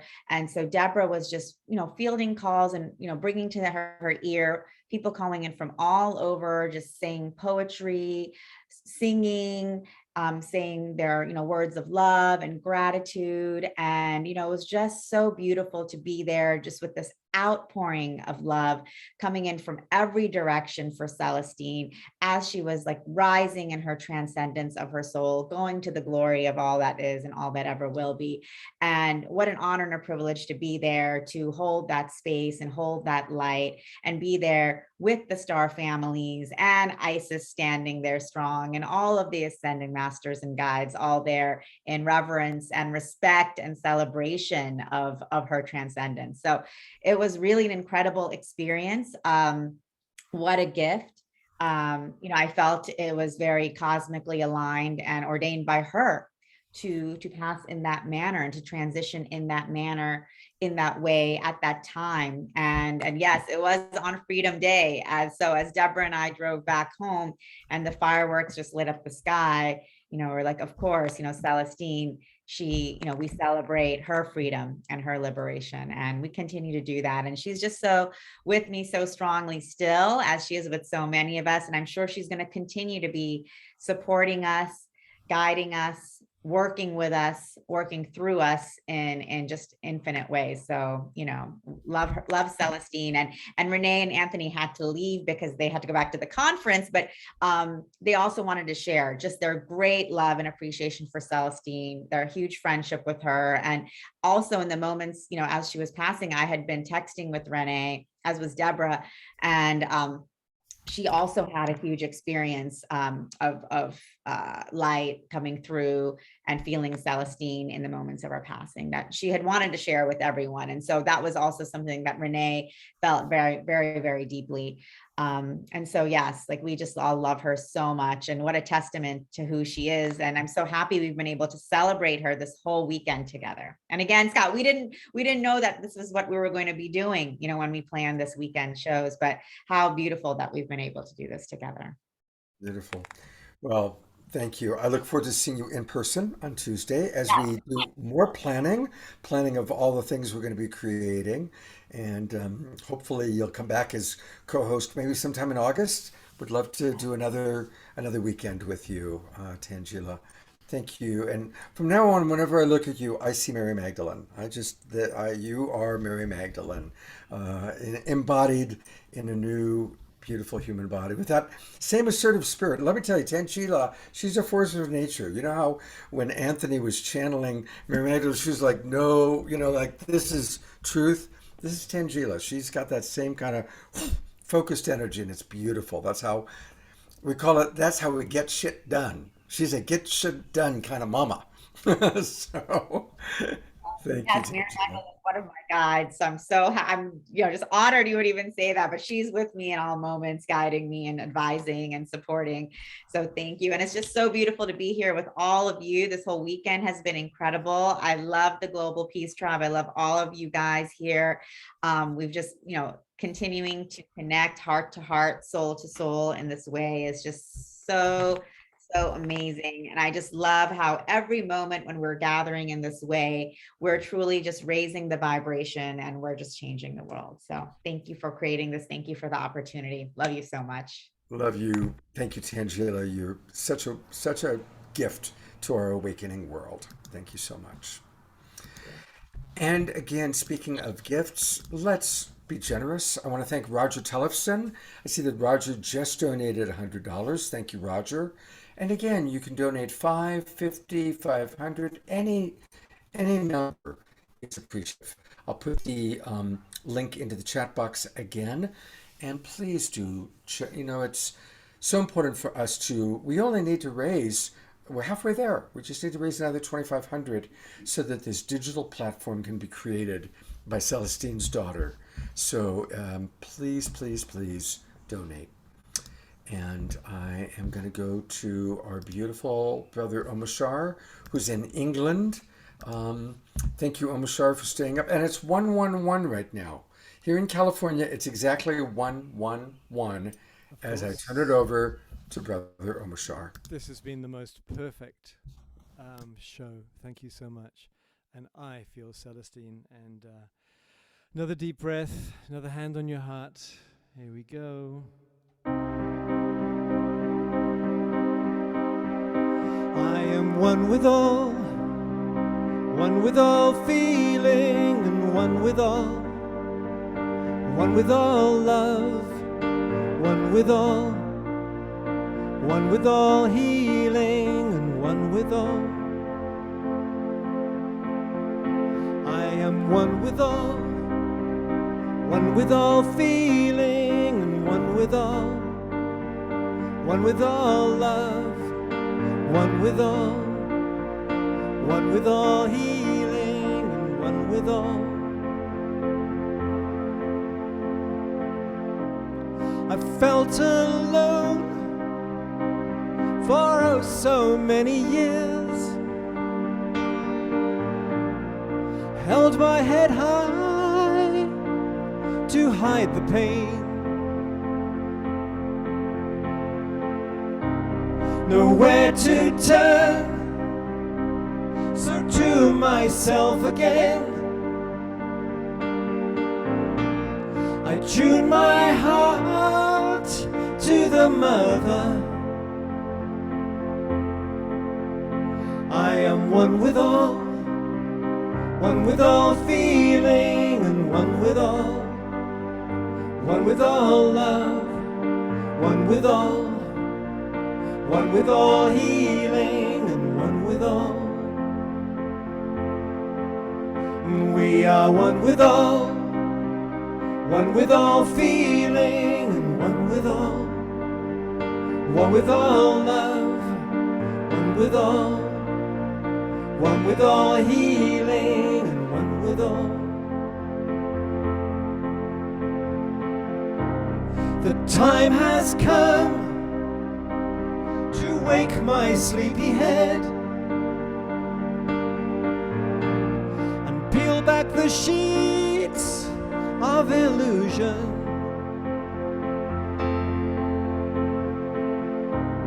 The time has come to lift my voice once more and sing the songs of the new world. 'Cause we are one with all feeling, and one with all love, one with all healing, and one with all. And I am one with all feeling, and one with all love, one with all healing, and one with all.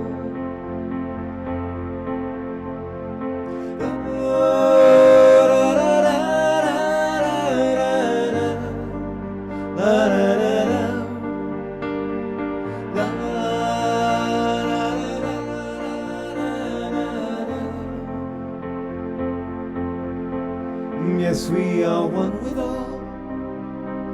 with all feeling, and one with all love, one with all healing, and one with all.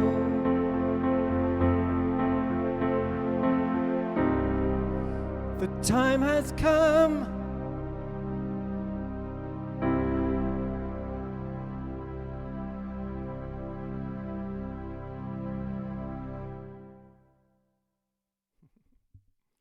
Love you all.